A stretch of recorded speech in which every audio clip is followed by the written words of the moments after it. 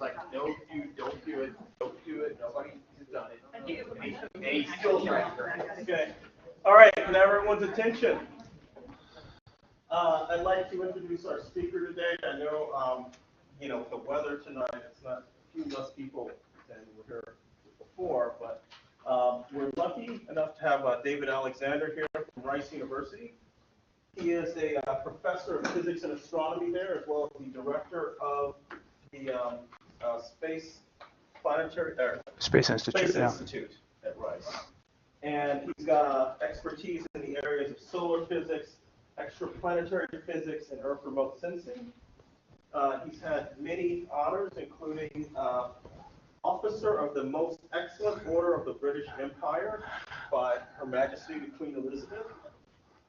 He's won the Presidential Early Career Award for Scientists and Engineers. He's won the Kavli Frontiers Fellow for the National Academy of Sciences. He is currently chair of the Loa Solar Observatory, former chair of the Solar Physics Division of the American Astronomical Society, and former chair of the Solar Heliospheric Interplanetary Environment. Also, we're lucky enough that he's here in Houston, and he also is doing a lot of really interesting things. So, he is somebody you can talk to. You can find out more about what they're doing, not only at Rice, that might be of interest to you guys in the future, since some of you guys are undergrads, thinking about graduate school. So with that, I'll turn it over to David Alexander. Thank you. So as you get older, your bio gets longer, so you don't have to read much into that. Apparently we're being captioned tonight, and I don't know if you've ever seen, there's a YouTube video, I would recommend you Google it, which is Voice Activated Elevator of Scotland, and you'll see the kind of problems that you may find later on. So as you can tell, I'm from Scotland originally. I've been in the US for 25 years. Last 15 have been at Rice University. This is like a 2-hour class, and I can do all these slides in about 5 minutes if I wanted to, but I talk too much. But what I'd like to do is maybe have you feel free to interrupt, ask questions, clarify, or what was that again, if the accent's proven problematic.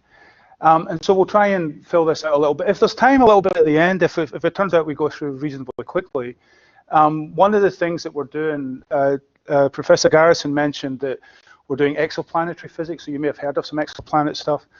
What we're actually doing is taking what you're about to see, and hopefully we'll discuss, and relating. We understand how the sun interacts with the Earth pretty well. We still can't predict solar flares, but we can understand when a flare happens how the Earth responds. And so what we're trying to do is take that knowledge and transfer it to these new systems that are being discovered. And so we're starting talking about the space weather of exoplanet systems. And that becomes quite important because the planets that we've discovered so far, at least the Earth-like planets that are in the habitable zone. Do you know a habitable zone? Do you know how it works out? It's liquid water, basically.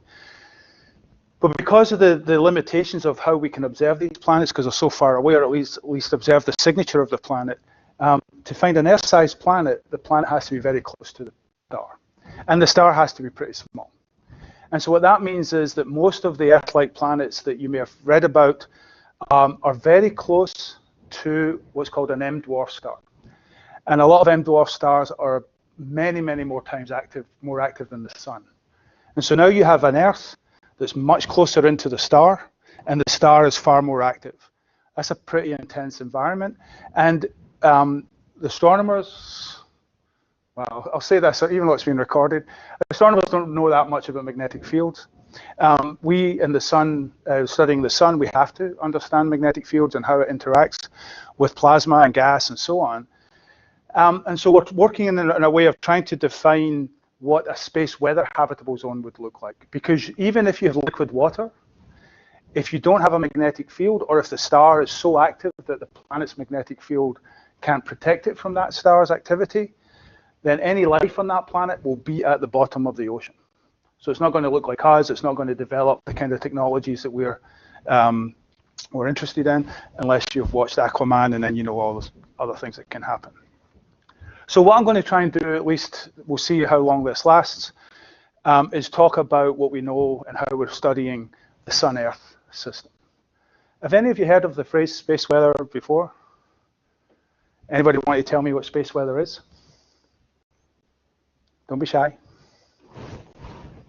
Solar activity that occurs within our solar system that interacts. Okay. No, basically, I mean, so that's, I don't know if you heard that because, what's your name? Catherine doesn't have a microphone. But essentially, it's the interaction of the sun with the Earth. And it's typically a magnetic interaction. There's some particle radiation and some other stuff that we'll talk about. But it's essentially a phrase that we use to try and understand what the space environment around the Earth looks like because of the presence of an active star, relatively close, which is the sun. What was I going to say there? Some of the effects actually are felt on the ground. We'll talk about that briefly. So what I'm going to sort of do is just define space weather a little bit. And then we'll actually, most of this talk is movies. We'll show you what's happening. Pretty much, I think every single movie is a real observation. It might look like it's CGI, but it's real observations. And we'll talk a little bit about that and how that feeds in to how we understand this. When you think about terrestrial weather, the kind of stuff you drove through today, we're pretty good at telling you that it's, although today we were not supposed to rain, it was supposed to rain tomorrow, so we don't always get it right. But you're pretty good at saying what the weather system's going to look like. We've got satellites that observe stuff, we can fold that into those, we can predict a certain amount of time into the future. And so far, unless you happen to live in Scotland where the weather can change every 5 minutes, we're pretty good at having weather prediction. When you think about how we can predict space weather, looking at what the sun might do, and again, we'll go into a little bit more detail on that, then rule of thumb is we're roughly where terrestrial weather prediction was in the 1950s, 1960s. We've got a little bit of knowledge, we understand some of the physics, it's so complex that we can't really tell you. We know that, for instance, if there's no sunspots on the sun, there's not going to be a lot of space weather. So that's something. Even if there are sunspots on the sun, the chances of space weather picks up, extreme space weather picks up, but being able to predict an event is difficult, if not impossible. Even if you can predict an event, predicting what that event is going to do at the Earth is another challenge. And so we'll fill in those gaps as we go. The one thing to remember is even though the sun is very close, it's 150 million kilometers away, the Earth is really, really small. So it's not a really big target for some of this stuff coming from the sun. So we'll talk a little bit about that as we go. This is today's space weather. So you can go online and you can take a picture of the sun today. There's many, many different images you can get, different wavelengths.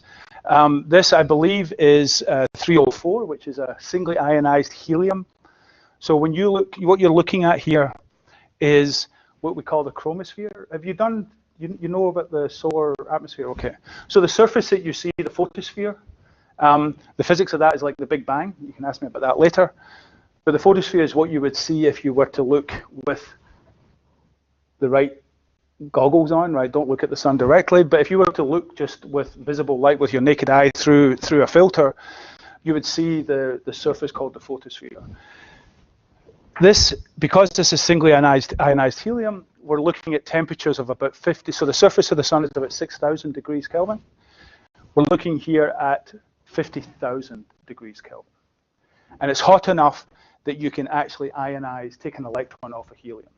And when you do that, you can get transitions in the helium atom that gives out photons at 304 angstroms or 30.4 nanometers. And typically, again, that's a signal of a temperature of 50 to 80,000 degrees. And it looks pretty boring, right? I mean, if you look at it, there's next to nothing. But you can see a lot of mottling. That's a reflection of the granulation pattern on the surface. Again, that's something else we could talk about later. There's this little fuzzy blob over here. We call it plage. Anybody do French? Plage is French for a beach, sandy beach. So it looks like a sandy beach in this wavelength.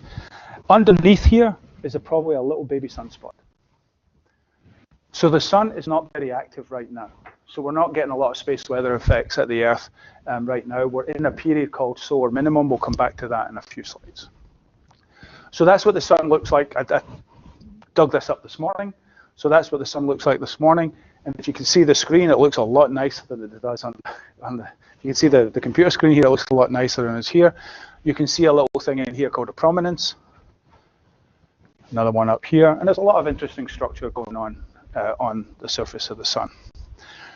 We also have, if you can go to NOAA, the Space Weather Prediction Center, it has all of this data. It has data at the Earth. It has data, we have a couple of satellites upstream at what's called the Lagrange point, roughly 1.5 million kilometers closer to the sun than the Earth.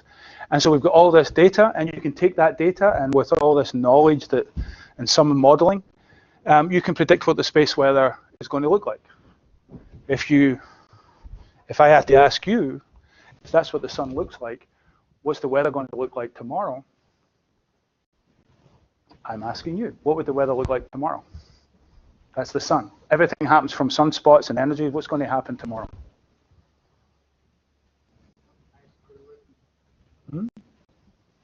Don't be shy. This is all new to you, so you can't be wrong. Well, you can't be wrong, but nobody's going to make fun of you for it. What was the...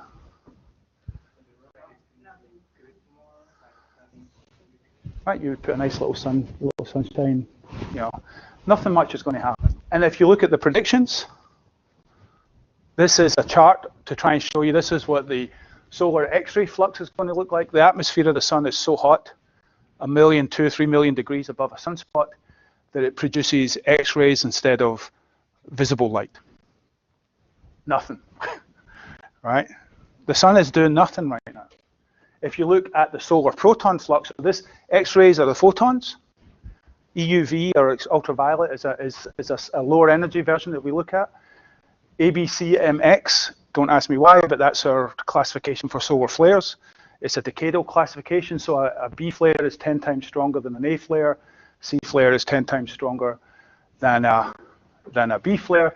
And you think you've got a nice trend going, and then we call it M and X. X flares are giant flares. When some of these biggest flares happen, have anybody seen an aurora? Northern lights, southern lights? So where did you see it? Where did you see it? So in Scotland, we have songs about the northern lights of old Aberdeen, right? So we see them in Scotland a lot when you're not in the city. The year I arrived at Rice, and not because of this, but the same year I arrived at Rice, there was a huge storm, a big X40 flare, which means it's 40 times the M flare. It was so strong that there was aurora seen outside of Houston. So if you were away from the city lights of Houston, you would see an aurora, which is quite amazing given that we're at subtropical, we're at 30 degrees latitude. 2003, November, October. They're called the Halloween flares, so I can tell you when they are. There was a series of 4 or 5 days of the same active region producing lots of these big flares.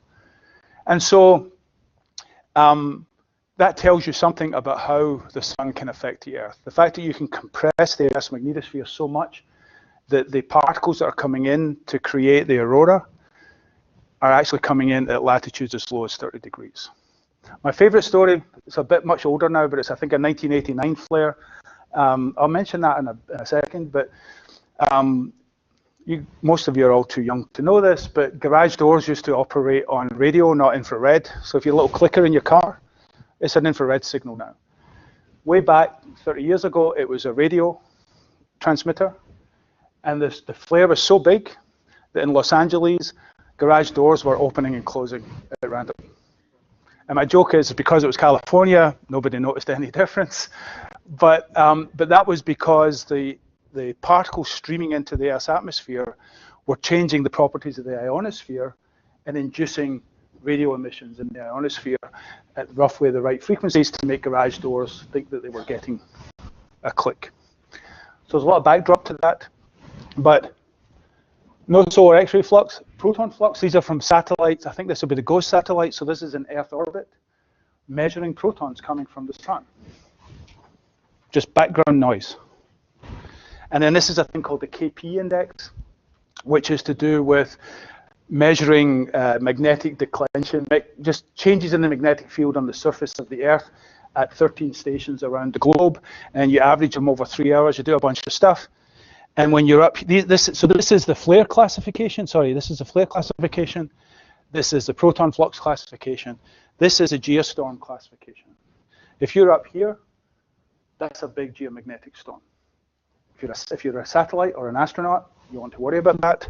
If you're on the ground, you might have to worry about it. We'll talk about that. Again, this is where we are right now. Next to nothing happening. Sun's pretty boring right now. And then I put these images up just to show you. So the previous one I showed you was the helium, the chromosphere. This is the photosphere.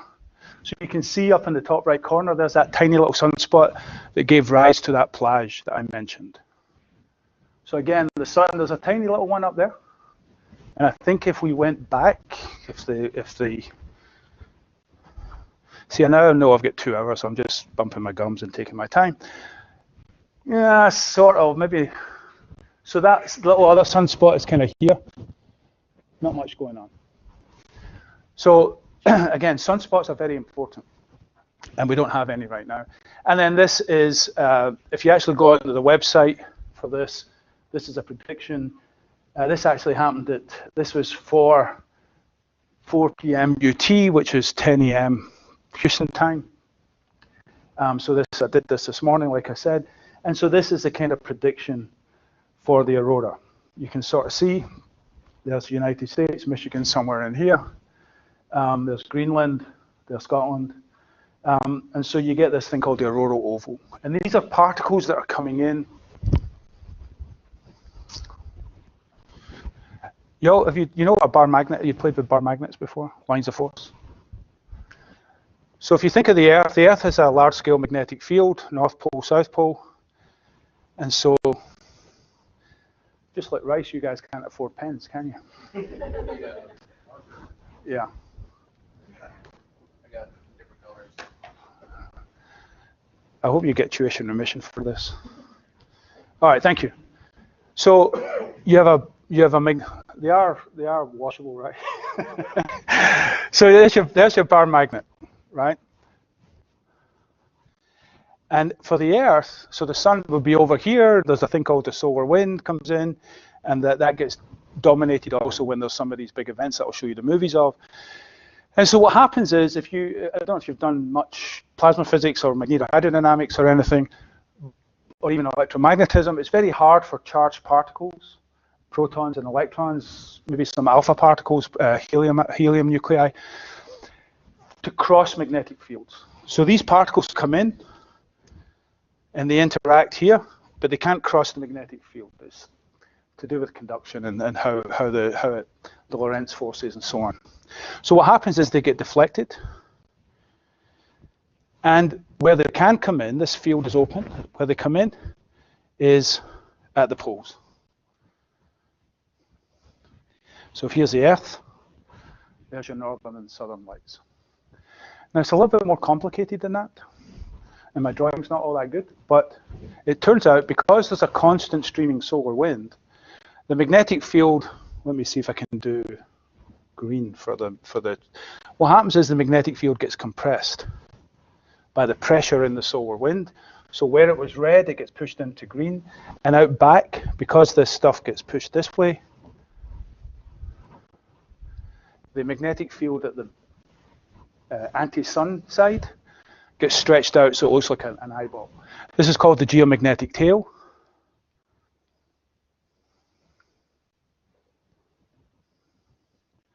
And so what happens is the field lines are going north and south, are oppositely directed. And so what happens is when you get an event that comes into this system, it essentially squeezes this side in further, and it squeezes this part together. And because you've got oppositely directed field, you get some really interesting things happen. In other words, you get fields connecting and springing back under tension. And what they do is they drive particles back into.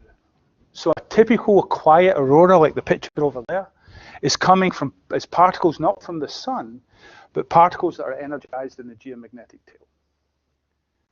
But they're being energized because of the interaction of the sun with this big bubble of magnetic field, the Earth's magnetic field. When you have a solar storm, you have essentially another bubble coming in. We'll talk about that. I'll even show you some observations. And they can puncture the front side of this, and they can inject particles directly from the interplanetary medium into the Earth's magnetospheric system. When that happens, you get a much stronger aurora. It comes with a bigger compression. If you get a bigger compression, the particles come in at lower latitudes, and you get all the things we just talked about. So in a nutshell, that's the whole lecture, right? That's what happens. If you don't mind, can I hold on to these a second? Don't forget to take them back, because we do need pens at Rice too, so I might take them. Okay. Now, why is space weather important? Before I show you all the cool stuff, is because of how it affects the Earth system. But not just the Earth, but we have stuff in that Earth system. For example, most of us, if all of us now, rely on space for our cell phones, for GPS, for weather, for all sorts of information. Those satellites are up in a region 300, 400 kilometers above the Earth that are being directly affected by these interactions. And so what can happen, and I'll show you a couple of things, you can enhance the charging on a spacecraft. Spacecraft naturally charge because some parts of them are in dark, some in the dark side of the sun's on one side. So some of the spacecraft is in shadow, some are in sunlight, metal. That allows some conduction. You get some charging going on. You can have what's called single event upsets. I'll talk about that in a second too. You can damage solar cells. I'll show you a picture of that. And so all of these things that can happen, this is a bit more generic. It's got micrometeorites in there. That's nothing to do with solar or space weather. If you're an astronaut, if you're in the space station for solar particles, you're generally okay. If you're in a spacewalk, you're not. And even though astronauts, and I'll have a slide on this, even though astronauts are technically classed as radiation workers, if they're out in a spacewalk during one of these storms, when it gets to the Earth, they can get an equivalent to 1 year's worth of dosage. And because, in a couple of hours, and because of that, they would, when they came home, they would not be allowed to fly again. So I've heard stories of at least some shuttle. I know a few of the astronauts, you probably know a lot of them because they're all next door to you. They take their dosimeters and stick it in a metal drawer inside the shuttle so that they don't get registered as having extra radiation. Now the big discussion is about how much radiation we can allow for astronauts to go to Mars, for example. So up in low Earth orbit, where you're actually directly interacting with these particles, you have all sorts of interesting effects on your spacecraft. This is costly if you happen to be a telecommunications company, digital TV, anything where you're relying on customers trusting your service. So it can cost lots and lots of money in terms of lost business and so on. They would love for us to be able to predict when all this is going to happen, and we can't. So right now it's a little bit like the little Dutch boy with his finger in the dike, or the little boy calling wolf. If we keep saying the sun's doing something and they shut down their systems to protect them and nothing happens, they've just spent a lot of money shutting down their systems, losing money because their systems are shut down and so on. So they would rather not do that, but we can't tell them for sure something's going to happen. And so there's a lot of to and fro between NOAA, Space Weather Prediction Center, and these satellite operators. When you come down a little bit further, we have the Earth's ionosphere. So a crude way of thinking about the ionosphere is it's ozone. Just think obviously there's lots of other elements in there, nitrogen and argon mostly. But ozone is really good at absorbing ultraviolet light. And so you generate, without the heating of the ionosphere caused by ultraviolet light from the sun, you essentially ionize that layer of the atmosphere, which is why we're really, really good with names. That's why we call it the ionosphere, right? Well, what happens is when the sun is much more active, or you get a solar flare or a coronal mass ejection, it injects a lot more energy in here. The UV goes up as well. And so you ionize this even more. And so you generate currents in the ionosphere. I'm going to show you a really complicated picture in a few slides that I don't understand, but I'll show you anyway just to make it sound like we're really clever because of all the interesting physics that happens. But what this does then is you sort of, when you dump energy up here, you essentially create a potential difference between the ionosphere and any conductor on the ground. Power cables, oil and gas pipelines, anything that's conductive. And so you set up a big potential difference, and that can lead to effects on the ground. And I'll show you some pictures of that. That big flare in 1989 I mentioned actually wiped out the power grid in Quebec, in northeast Canada.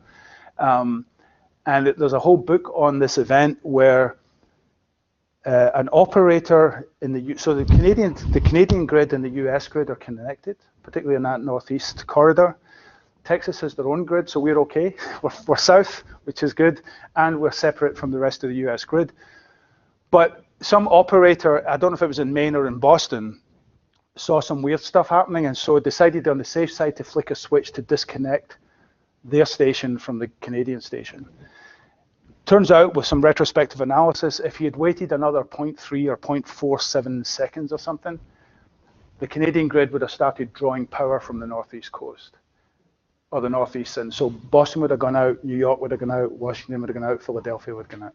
It would have just drawn all of that power up into this sinkhole, which was happening because essentially a big transformer, I don't know if I have a picture of a transformer, a big transformer blew because of the induced currents up here.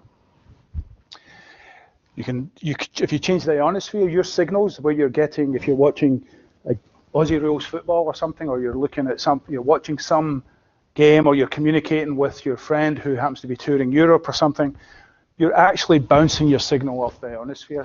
Nowadays, what you're really doing is you're bouncing it off a spacecraft. But the signal from your phone to your friend's phone is going through the ionosphere. And if the ionosphere changes, you'll effectively change its refractive index, just to give you an analogy. And so the signal takes a slightly different path, which can cause a slight difference in time delay. Your GPS gets off. You could be maybe off by 10 or 20, 30 meters, depending on how strong this effect is.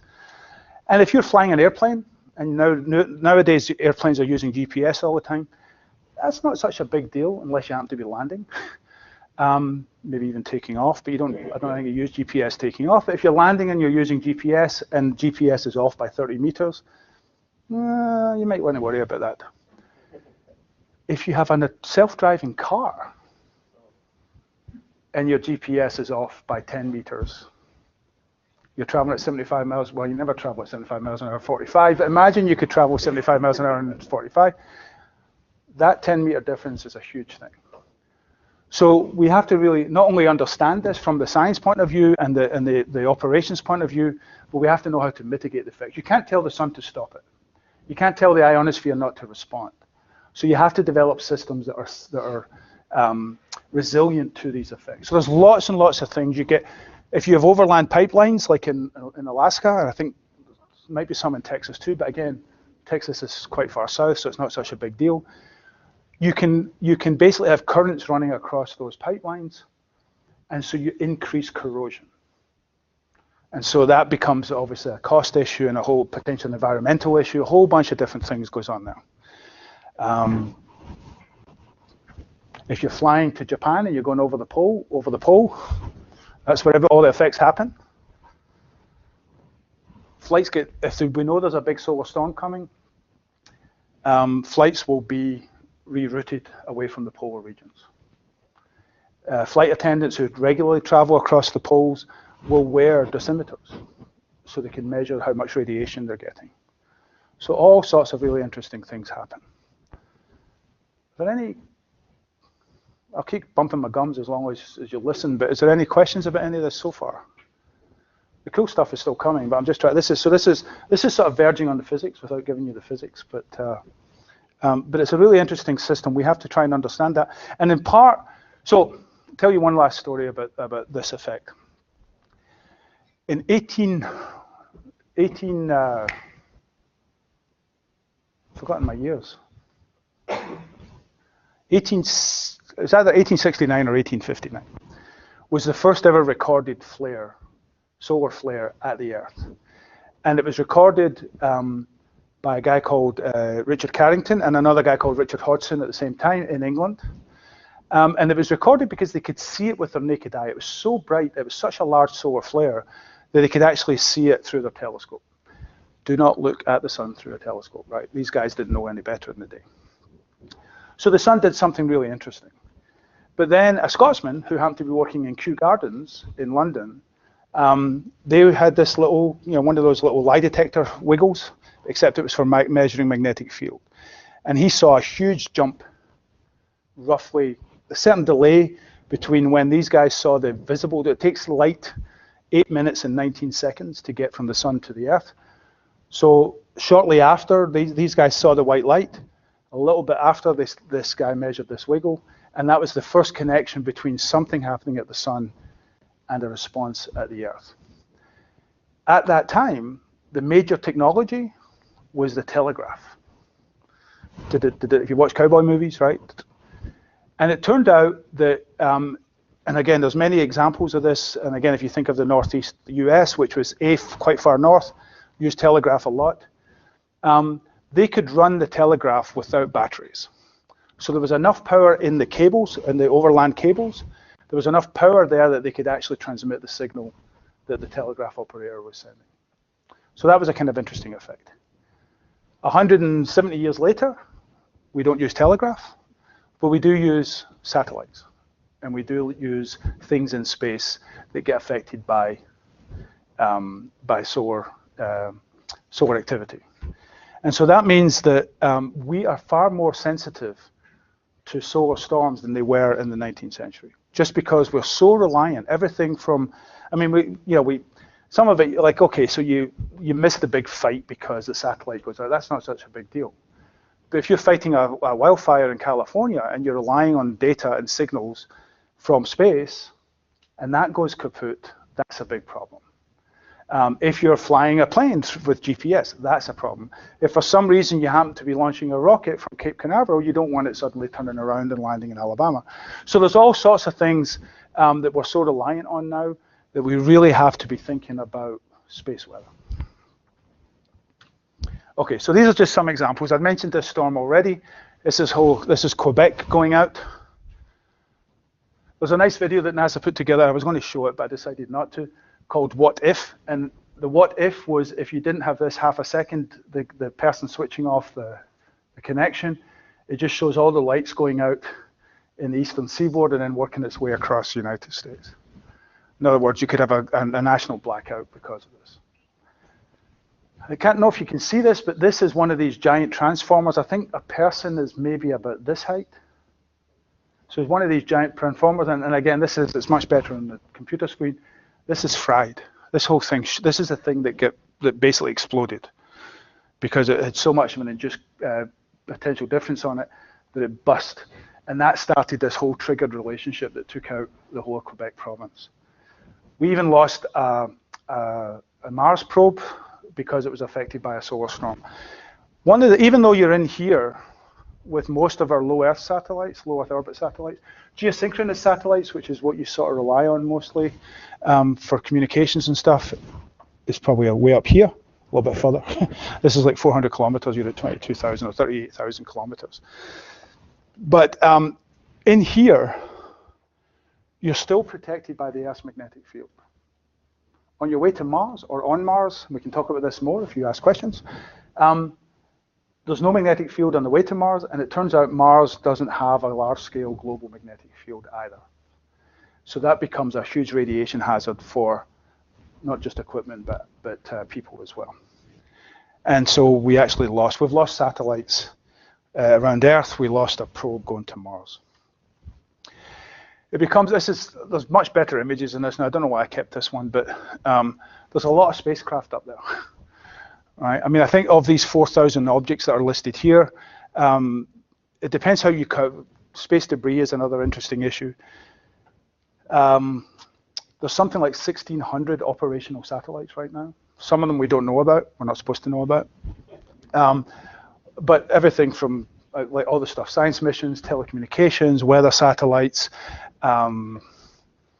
space station, and then there's a bunch of junk The two biggest pieces of space debris, or the two biggest components of space debris, when it comes to mass, it's Russian second stages, just these giant things still floating around in space.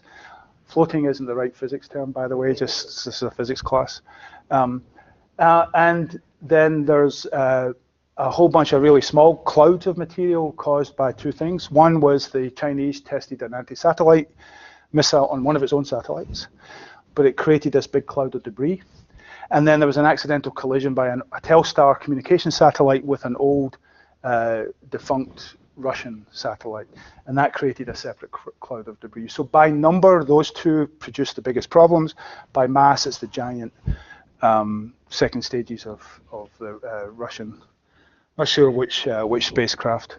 Which rockets, but rockets, Russian second stages. So every so often, the space station has to move up or down, and it does that by slowing down or speeding up. Orbital mechanics, you'll have to look that up. But it moves up or down to avoid these clouds of material. We're launching lots of CubeSats now, and so that number of objects is going up. We can measure things to 10 centimeters, so if an astronaut loses a glove, drops a spanner, you can detect that from the ground. A fleck of paint, you wouldn't see from the ground, but if you're an astronaut, that fleck of paint is moving at 17,000 kilometers an hour. That's a problem. And so all of this goes on. All of this is affected by space weather in an interesting way. So the interesting way is number one here. Keep going to that side. So a couple of effects that you have, and I'll come to the top one's the most interesting, I think, but obviously you charge your spacecraft.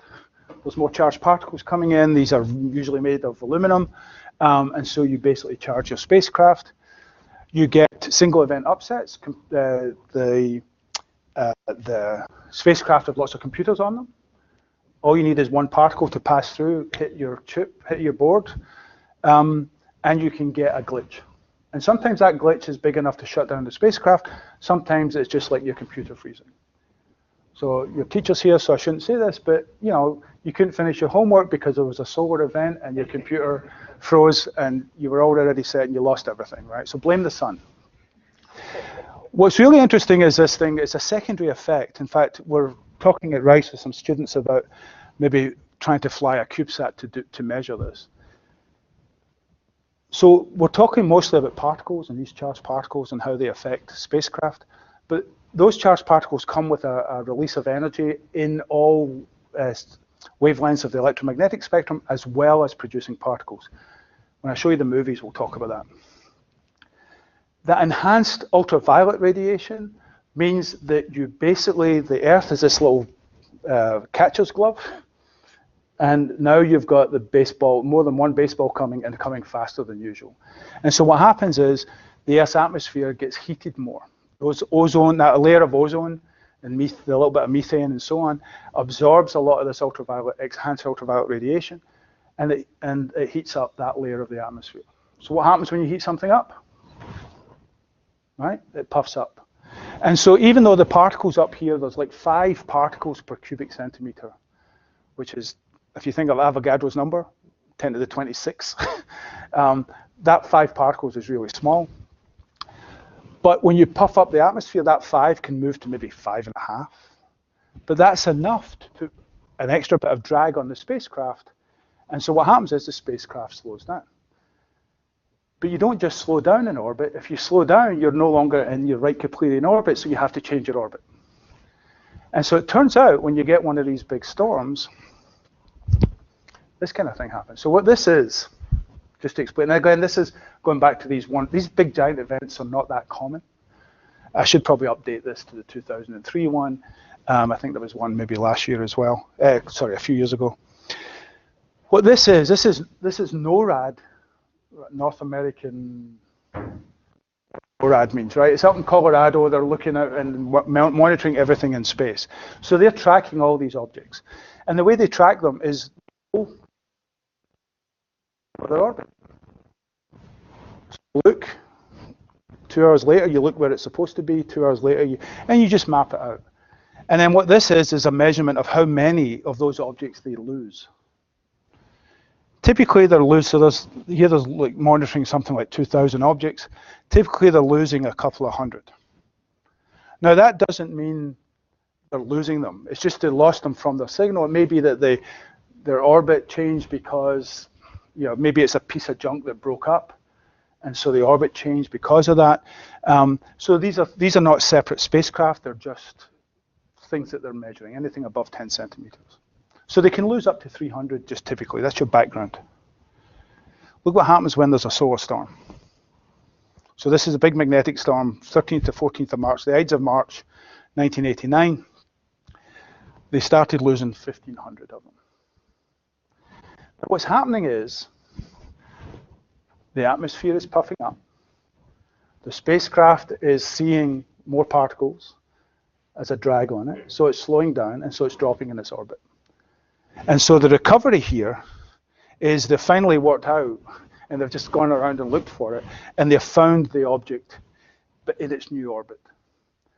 So that's fine, right? No big scare story there, right? The things have been found, they're just in a different orbit. But the different orbit is a lower orbit.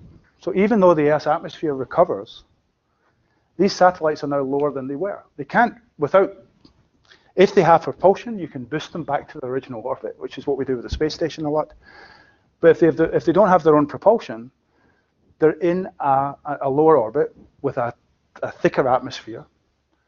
And so their whole lifetime then gets degraded, right? They're not going to last as long as you had hoped. That may or may not be a problem, depending on the nature of the spacecraft, how long you planned for it to be there anyway.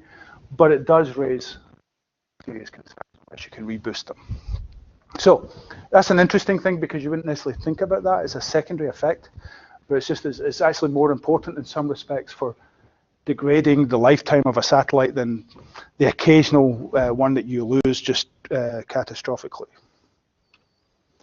This is just to show you, this is a picture of what happens to solar panels because of the enhanced charging, and this is just looking at the different kinds of panels, silicon, gallium arsenide, indium, phosphorus, phosphite or something. And you can see that the ability to generate energy drops over time, and a lot of it is caused by damage of particles hitting these panels. Remember, these panels are huge typically, so they're taking the hit. And so essentially you could lose your satellite catastrophically. You can lose it over long times because its orbit's changed, but you can also not lose it, but have it not work just because it can't generate enough power to power its systems because of what's happening to the solar panels. So that's another potential effect that can happen. And then the last one I think I wanted to show you was if you're an astronaut or if you're going to be an astronaut. So here's what I talked about in terms of radiation. There's a whole vernacular around how you do this. There's equivalent dose, there's all sorts of stuff. Some of it is just how much radiation are you getting, and then some of it is how much your system is responding, and then some of it is, well, if you're a blood-forming organ or an eyeball versus skin, there's all these different things come in. So we're sort of cutting that out in a little bit. So if you're behind a typical size of a spacecraft, in line through it is roughly 10 grams per square centimeter of aluminum. Okay. So these are the kind of numbers you get behind that shielding. So this is not if you're out in a spacesuit, but if you're inside the spacecraft, inside the station. You can get 50 millirems per hour, 4 rems per hour. These are different limits that NASA puts in. Here's the one I wanted to emphasize. The average person, you or me, this is typically what we get per year, 360 millirems. This is called, have you heard of Röntgen, to discover our X-rays?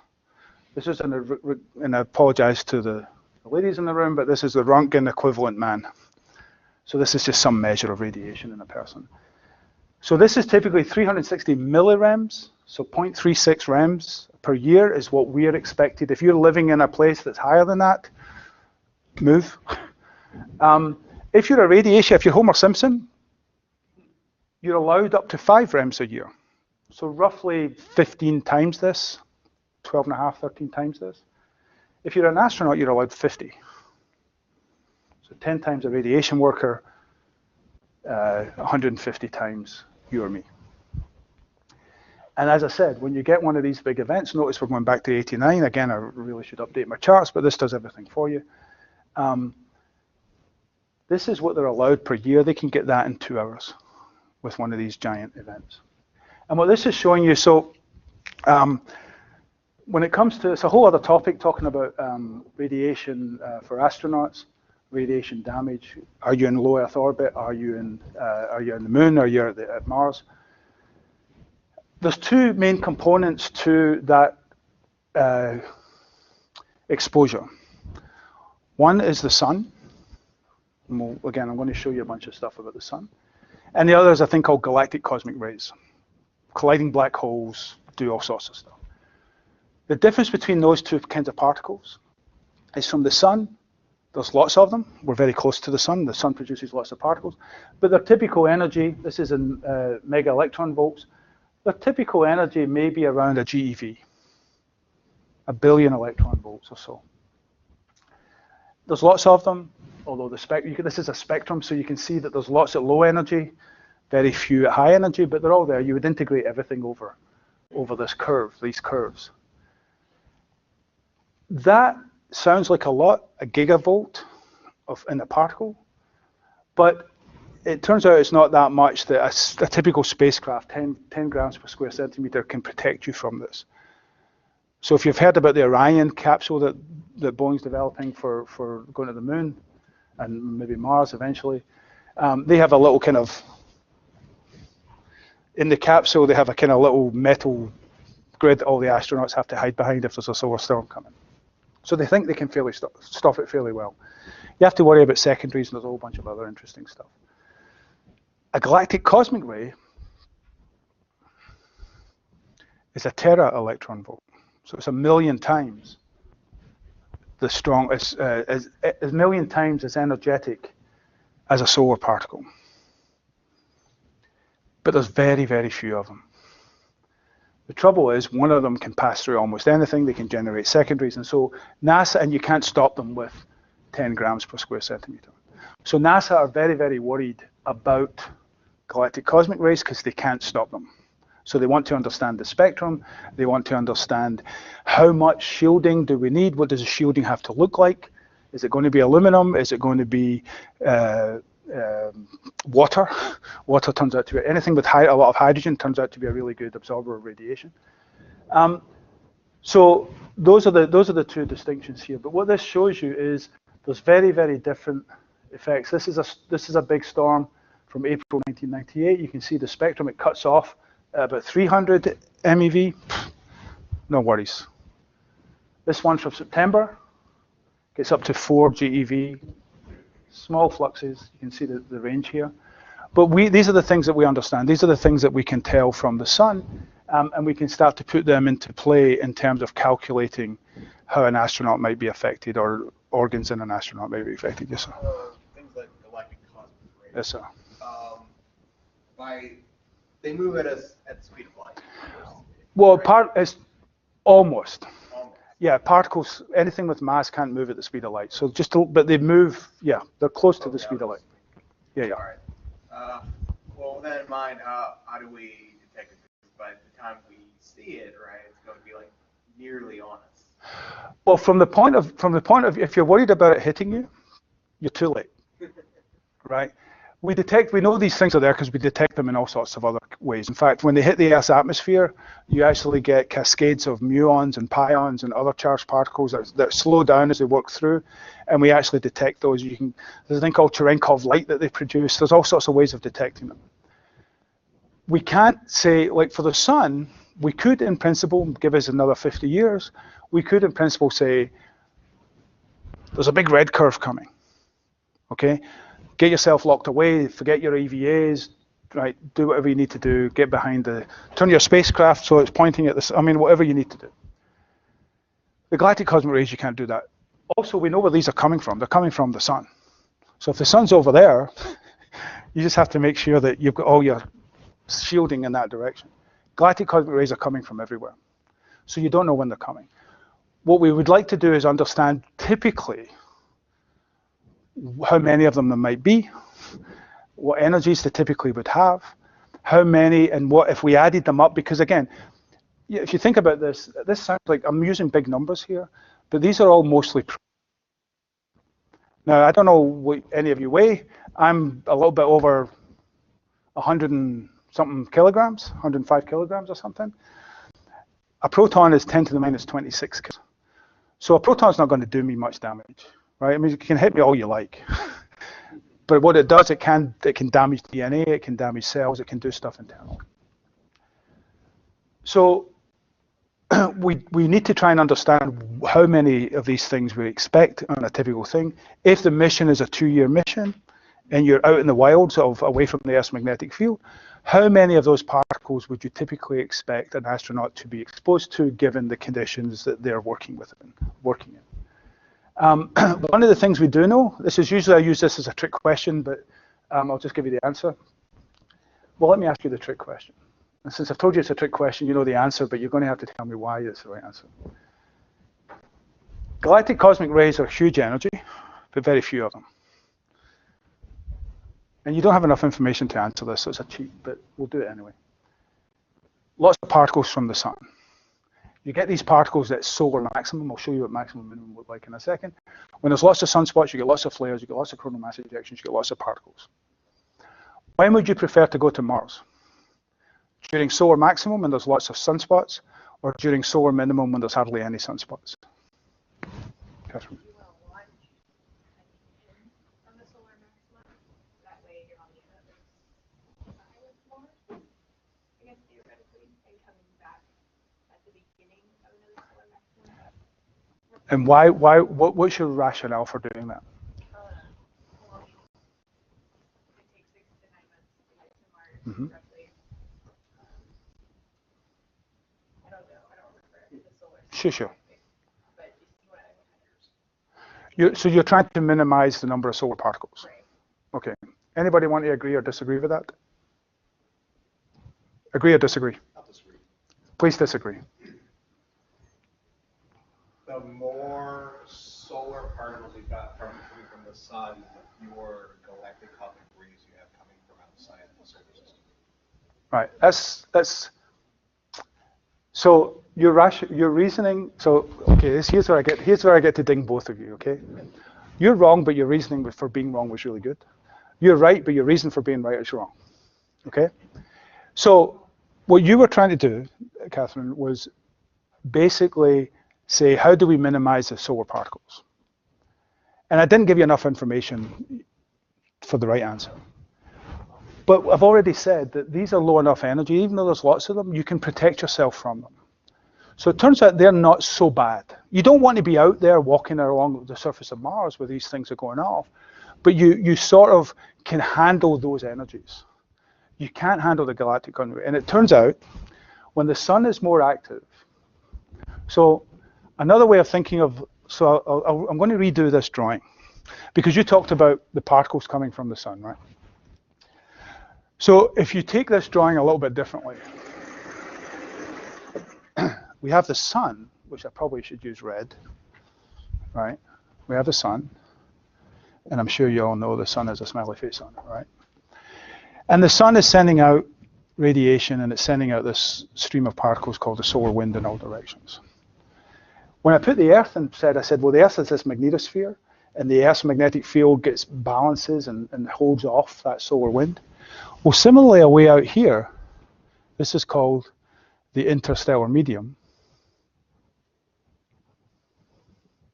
And my writing is almost as difficult to follow as my accent, but interstellar medium. And so there's a pressure essentially the same from all other stars. And at some point, there's a balance between the pressure of the sun's pressure, and this is called the heliosphere, and the accumulated pressure of the interstellar medium. When the sun is very active, its whole magnetic field puffs up, and so this moves out. And so this is populated. The sun has a large-scale magnetic field as well that goes all the way out to the heliosphere. And remember, charged particles don't travel across magnetic field very well. So if you're a galactic cosmic ray out here, you're moving fast enough that you can punch your way through quite a lot. And in fact, if this is your space station, this is your problem. But when it's solar maximum, the whole sun's magnetic field is puffed up. And so this same particle doesn't get so far. And so it's better to travel at solar minimum because it's better to travel at solar maximum because even though you have potentially a lot of particles from the sun, you can handle that. It's a bit like Scottish rain versus Houston rain. Scottish rain, yeah, you're going to get wet anyway. If you're not going to get beaten into the ground. Houston rain, a little bit different. So you want to travel during solar maximum because you can reduce, it's called the 4-Bush decrease. You can prevent some of those galactic cosmic rays getting to you. We still don't fully understand how well, because each cycle is different, which is, how are we doing on time? Okay. I could be talking all night, so, and we haven't even got to the cool movies yet. So, but this is the thing. So it was a trick question because we didn't really talk about the sun's magnetic field. So don't feel too bad. But your logic was good, right? And so there is this physical interaction between the solar medium, the planetary medium, and the interstellar medium. And it's magnetic interactions. It's magnetic fields have a pressure as well. So think about it as a pressure interaction, all these different things. Okay, the sun.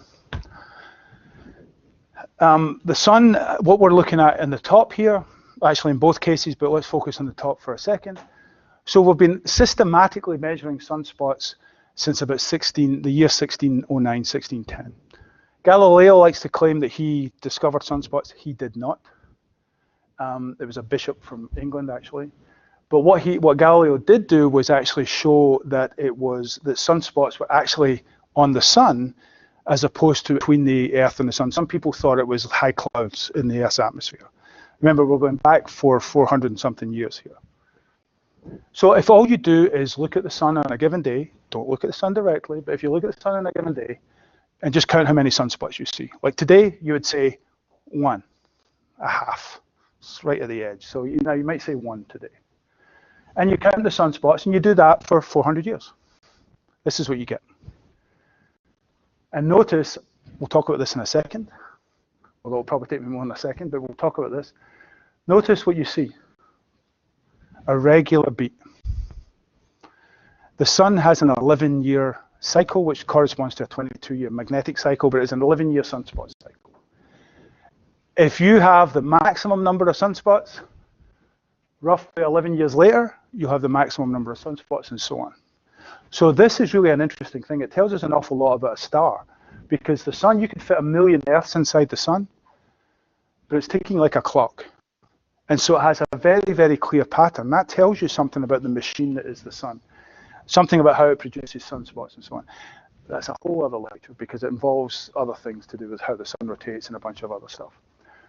So a couple of things I want to say. First, there's a regular linear pattern. The other thing is, notice the maxima are not all the same. So think about trying to predict, like if you're thinking about going to Mars, 2040 or whenever NASA gets around to it, right? That's 20 years away. What is solar minimum right now? So 20 years from now, so roughly an 11-year cycle, we'll be at solar minimum. Maybe you don't want to go. Or maybe it will be one of these cycles. You know, maybe maximum is not that different from minimum, and so it sort of doesn't matter. Or maybe it's one of these giant ones. So not only do you want to be able to predict, and the 11-year cycle is pretty predictable. I mean, it can be as low as 8 and as high as 15, but it's around that 11.1 mark. But you don't know how big it's going to be. You don't know how many sunspots there's going to be. People are trying to predict this. They're trying to use all sorts of clever statistical tools, physics tools. They're trying to use measurements from the minimum before to try and work out what the maximum is going to be. And there's some success starting to happen. It's to do with a thing called the solar dynamo process. There's a big jet stream underneath the surface of the sun that's moving magnetic fields around, a whole bunch of stuff. But it's regular in time, it's not regular in magnitude. And then you get stuff like this. So remember, This is systematic, regular observations looking for sunspots. If you go back, if you know that this pattern exists, you can go back into Chinese records and find observations of sunspots. You can find them maybe even some Arabic records. They're sporadic though. You wouldn't necessarily pull a pattern out of them. And look, people were looking, but nothing was there. Not only were they looking, they had telescopes, they had all the things they needed to do. This is called the Maunder minimum, named after William Maunder, although I think it was his wife that did the observations, but he took the credit, you know how it goes. And there was no sunspots for 7 cycles, 70 years roughly, 1645 to the year 1715. This coincided in Europe, with, in fact in the US too, with extended winters. The Hudson River froze over later in the season than it normally would, the River Thames. There was all these ice festivals in Holland. There was all these artists painting pictures. We didn't have selfies in those days. Painting pictures of people skating in April and things like that. So there's a climatic effect, and again, there's 10 different lectures in all of this. One of the things that would point out is that there's a physics thing I want to mention in a second, but if you take this 11-year cycle, so if you think of the sun as a star, you know what the bolometric magnitude is? Just how bright, you don't care what the wavelength is, you just add up all the light coming from the star. Over the course of a solar cycle, maximum to minimum, the sun's brightness, its bolometric brightness, changes by 1/10 of 1%. Okay? Now the sun's pretty big, it's pretty close, but it's 1/10 of 1% in the optical, which is the bulk of the radiation coming from the sun. So that's not a huge effect. You're not necessarily going to see that effect on the Earth's climate. Remember, not weather, but climate.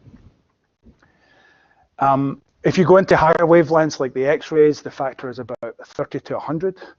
And the EUV, it's more like 10. And so there are different wavelengths have different effects, but the bulk of the energy is in the optical, and that only changes by about 1/10 of a percent. But when you don't have sunspots for 70 years, then you're no longer putting that energy into even that 1.1% change. You basically have a diminished sun, and so the Earth affected the Earth's climate for a short amount of time. I mean, 70 years, we're talking maybe a few of those decades. So there's some interesting stuff. So the physics part, and I'll talk about climate, another climate thing in a second, but the physics part is, so remember I said you've got this giant machine, the sun that is churning away, producing, think of this as a clock, and here's your hours. It's very easy to stop a clock, right? You can drop it, you can throw it against the wall, you can whatever, right? It's a lot harder to get it started again, right? You have to wind it all up, do all this sort of stuff. And I'm talking analogs, it's not digital stuff. You have to go and buy a new battery. So you've got this big machine that's working its way along, and you've switched it off. That's one physics problem. How do you switch it off? The bigger physics problem is once it's off, how do you switch it back on again? And we're still uncertain about a lot of that. People have tried using chaos theory, and it's got some measures there that might actually allow you go into this kind of, these attractors and stuff that you get, bifurcations that you get in chaos theory. And so you can basically, even though you don't see a signal, the information is embedded in there, and it allows it to show up again as you bifurcate, come out. The other one thing I wanted to say about climate change, and I don't want to get into it too much, this is not what we're talking about here. People have argued that the sun, since its inception, has been getting brighter, and therefore if it's getting brighter, the Earth would naturally get warmer because there would be more radiation coming from the sun heating the Earth. And that's true. The difference is we know so much about the sun, and we know we've been able to monitor this for 400 years. There's other things that we can look at in tree rings and ice cores, but we've really been monitoring the sun really, really well for the last 50 years or so. And all the calculations suggest that brightening of the sun at most contributes about 26% of the climate change. So it's not producing the 100%. So it's not the sun that's doing that. And I'll leave it at that. This is just showing you what the current, this is the last cycle and the current cycle. This one was interesting, it was double peaked, so we thought we were coming out of maximum and it picked up again. Again, This is the kind of thing you have to deal with. You couldn't have necessarily predicted that. This is what happens. Then you get your solar minimum, and then you get these individual spikes are like if you've got one big sunspot on the disk, it can skew that. So you have to look at the average. And so again, there's another little double peak. Just so you know, right now, we're actually about here. We're turning around out of solar minimum and about to head up to solar maximum. So that's a large scale. There's other spatial patterns. There's positive, negative magnetic field patterns, and again, that's a whole other talk. Okay, now the cool movies. Okay, so I've just shown you this peak set of peaks, sunspots. What we're looking at here, I'll go to this side. What we're looking at here is two sequences of observations from the Solar Dynamics Observatory. This is at 17.1 nanometers, which is a transition in iron that's been ionized 8 or 9 times. So there's 8 or 9 electrons kicked off the iron. In order to get that, the peak formation temperature of that line means the temperature is about 1,000,000 degrees Kelvin. There's a whole other lecture on why the surface of the sun is 6,000 and the atmosphere is 1,000,000. Try keeping hot water at one end of your bath when you're pouring cold water in the other. Try that experiment for yourself, or with a friend, but try it anyway. It's an interesting problem. It's called the coronal heating problem. This is solar maximum period. There'll be a few days near solar maximum. This will be a few days near solar minimum. So these two are the same kind of observations, just at different phases of the sun. We're looking at the atmosphere above, so you can see obviously by now, you know there's a sunspot under here. There's a sunspot under here. There's a sunspot under here. There's a sunspot under here. There's a sunspot under maximum, minimum, right? What you'll see is the sun, you probably know this already too, but the sun rotates. So you'll see the rotation, and you'll see there's lots of activity everywhere. Typically, we call these regions the active sun, and we call everything else the quiet sun. If you look, nothing's quiet. It's never quiet. It's always moving. It's always doing interesting stuff. So this is, these are real observations of a star. Okay, here's my other question. If you look at a star with your naked eye, not the sun, but if you look at a star with the naked eye, what do you see? This isn't a trick question. It's a little dot. Okay. If you look at that same star through a telescope, what do you see? If anybody's done that. Mm-hmm. It may be 2 or 3 dots, but each one of them are dots, okay? This is a star. We can see this is this thing. There's 1,000,000 Earths that fit in here. If this was the Earth from the distance of the sun, you could separate Hobby Airport from Bush Airport. You could almost separate Quail Lake from Rice. The resolution is 56 kilometers. So we're observing a star in space, spatially resolved star at 50 kilometers. 50 kilometers is bigger than that, but you know what I'm trying to do. It's a small distance. Not only that, as you'll see, we're observing it in time. We see it rotate. We see flares happen. We see dynamic changes in the atmosphere. We see sunspots come and go. We can observe the star in time.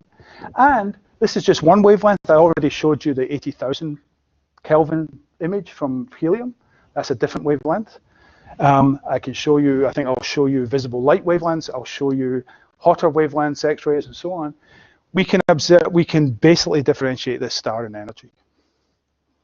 Now we have to go to space to do this because luckily this high energy radiation doesn't make it to the surface because of ozone for the most part, so ozone's a good thing.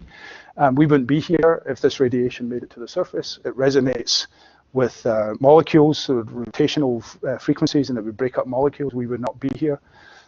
So we have to go to space to do this. But this is a star, and this is a star, like, you know, all other stars should look something like this, but this is our own star. Okay, that's the kind of used car salesman version. Here's what it looks like. And of course, because it's ultraviolet radiation, we can make it any color we like, right? So we have blue for 195, 19.5 nanometers. We have green for 17.1. So there's a lot, you could spend a lot of time talking about this. You notice the sun is rotating. Luckily, it's rotating at the same rate in both cases, as it should. Sunspot, one sunspot, just the one spot, and it jumps a little bit. Notice the magnetic field lines. Each sunspot you can think of as, oh, I didn't do the loop. Each sunspot you can think of as its own little bar magnet. You look at the maximum, same thing, but just much, much more of it. Mostly they're concentrated in what we call the activity belt, which is roughly plus or minus 30 degrees latitude. It looks more because it's a sphere, and so it's projection effects. Lots and lots of dynamic activity, field lines connecting two different hotspots, positive and negative polarity. So each sunspot, when it comes up, has a positive magnetic field at one side and a negative magnetic field in the other. Doesn't have to be right-left, it could be the other way around. There's lots and lots of stuff going on. Say that again? So, yeah, okay, thank you. Yeah, so what we're seeing, so the atmosphere is so hot, 1 million degrees, 2 million degrees, 3 million degrees, that it's completely ionizing everything, which is mostly hydrogen. So what we're looking at is iron. Iron is like there's 1 iron for every million or so hydrogen, but because we can select using our technology for coatings and stuff, we can select individual emissions. We can ignore all the hydrogen and focus on the iron. What you're looking at is because it's so hot, everything gets ionized. And almost, iron has 26 electrons. This is iron with 8 of them kicked off. So that's a hot temperature. And so the gas is no longer called a gas, it's called a plasma. And so it's a gas of charged particles. Mostly hydrogen, quite a bit of helium, alpha particles we call them, and then trace elements of everything up to iron. Because they're charged particles, going back to this, the physics is such that the particles don't cross magnetic fields very well. So each one of these sunspots, my students in Rice, when I do a solar physics class, get tired of me doing the same drawing. I do this like 100 times over the course of the semester. Positive and negative, or negative positive, doesn't matter. There's a whole bunch of field lines coming out between these two polarities. There's a thing called the polarity inversion line in the middle. And what's happening is, so this is all full of gas. The key thing you should have noticed, and I should have pointed out actually, if I had to ask you, most people would say that the sun is a big ball of gas. Now it's ionized gas, so you could be refined and say it's a big ball of plasma. But notice it's not just this big fuzzy blob. There's all of this structure in it. And the structure tends to be in the form of these, we call them coronal loops. This is a solar corona. We call them loops. And they're just magnetic field lines that happen to be delineated by heated plasma. And what's interesting about, so there's 2 problems with the coronal heating problem. How do you make it hot when the surface, so the energy is coming from the core of the sun where it's 15 million degrees. That energy spreads out, so the core is the campfire. As you get further away from the campfire, it gets colder. We all know that. When you get to the surface, it's cooled enough to go from 15 million degrees to 6,000 degrees Kelvin. 5,800 if you want to be precise, but anyway, 6,000 degrees. Then it starts to pick up again. So the further away you get from the campfire, the hotter it gets.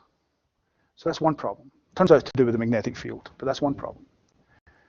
The second problem is, why is it structured? Why is it not just this big fuzzy ball of gas? And it turns out it's because, and we don't fully understand this, but it's because each structure, the field is everywhere. Field lines don't exist, right? Magnetic field lines don't really exist. There's just this volume-filling magnetic field. But certain chunks of them get more energy than others. And there's that energy going in, heats the plasma, heats the gas, gets the plasma, makes it dense enough, there's enough of it to produce one of these structures, one of these loops. Now, why is it structured in such a way? Well, we know you've got field lines going between 2 parts of the sunspot, the positive and the negative. But why are these 2? Why is there a gap between any of them?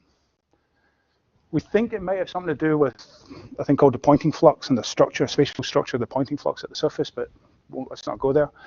So what's happening is this plasma is being heated by some process that's taking energy out of the magnetic field, dumping it into the plasma, and lighting it up. And it can light up for 3 reasons. One, there's more of it, so you increase the density, so you're maybe bringing hot plasma up from the surface. 2, it was cold and you've heated it up to the band that you're interested in. So you see it brighten because it went from, if this can only see 1,000,000 degrees, maybe it went from 100,000 to 1,000,000. Or it could have cooled. It could have gone from 2 million to 1 million, and it would pop up here. Or because there's a thing, I'm giving you all these little tidbits here. The corona is what we call optically thin, which means that if you were all optically thin, I would know that you had 2 eyes and a nose and some lips, maybe some glasses, sometimes some hair, not in this case. But I wouldn't know which way you were facing, because I wouldn't be able to tell the front of your head from the back of your head. I would just know that there's a dense blob where your nose is, but I wouldn't know which way it was pointing. I have no 3D opportunity. So the sun is the same thing. Every piece of plasma along here is adding up to what you see. So when it's bright, it could be bright, like in the case of this, not because it's heated into this region or cooled into this region, or that it's got denser. It's just that you're looking through lots of structures. Like right now, I can see you individually. If I was to go to the side here, I wouldn't be able to see all of you. And if you were optically thin, you would all add up. And that's what's happening here. And you would look brighter because each one of you is emitting the same amount. That's a challenge if you're trying to take these observations and turn them into real numbers. But we're getting good with it. We've got lots of different wavelengths. We use all those tools. So it's a long answer to yes, it's plasma. And it's heated in the sun. Okay. This is just to show you the same. This is the same thing, but a little bit more close in. So here, what you're going to see is the sun's going to rotate. Here's a sunspot on what we call the limb of the sun. There's another structure. You look at these beautiful field lines, these coronal loops, and it just shows you that they're not all stationary. They're constantly moving and changing.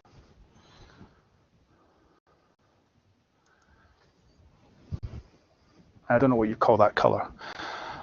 But it's just, and again, if you could see it on the screen, I think the slides are available. So, and you can get all these from the Solar Dynamics Observatory website. Right. So it's beautiful. I mean, just these wonderful structures.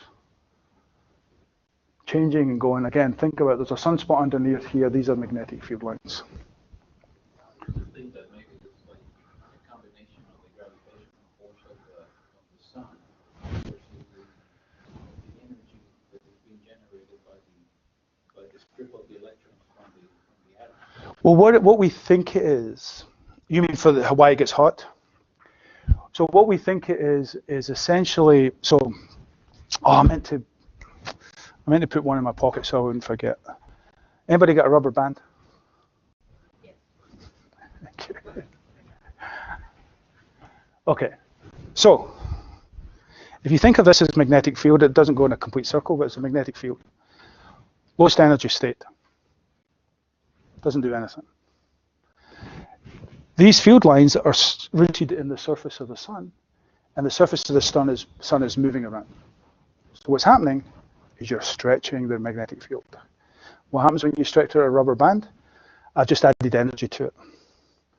And I'll try not to let it go, but if I was to let it go, it would fly across the room. You would convert this elastic energy, this potential energy that I've added, into kinetic energy. If I stretch it so much, I can snap it. And I'll come back in a second.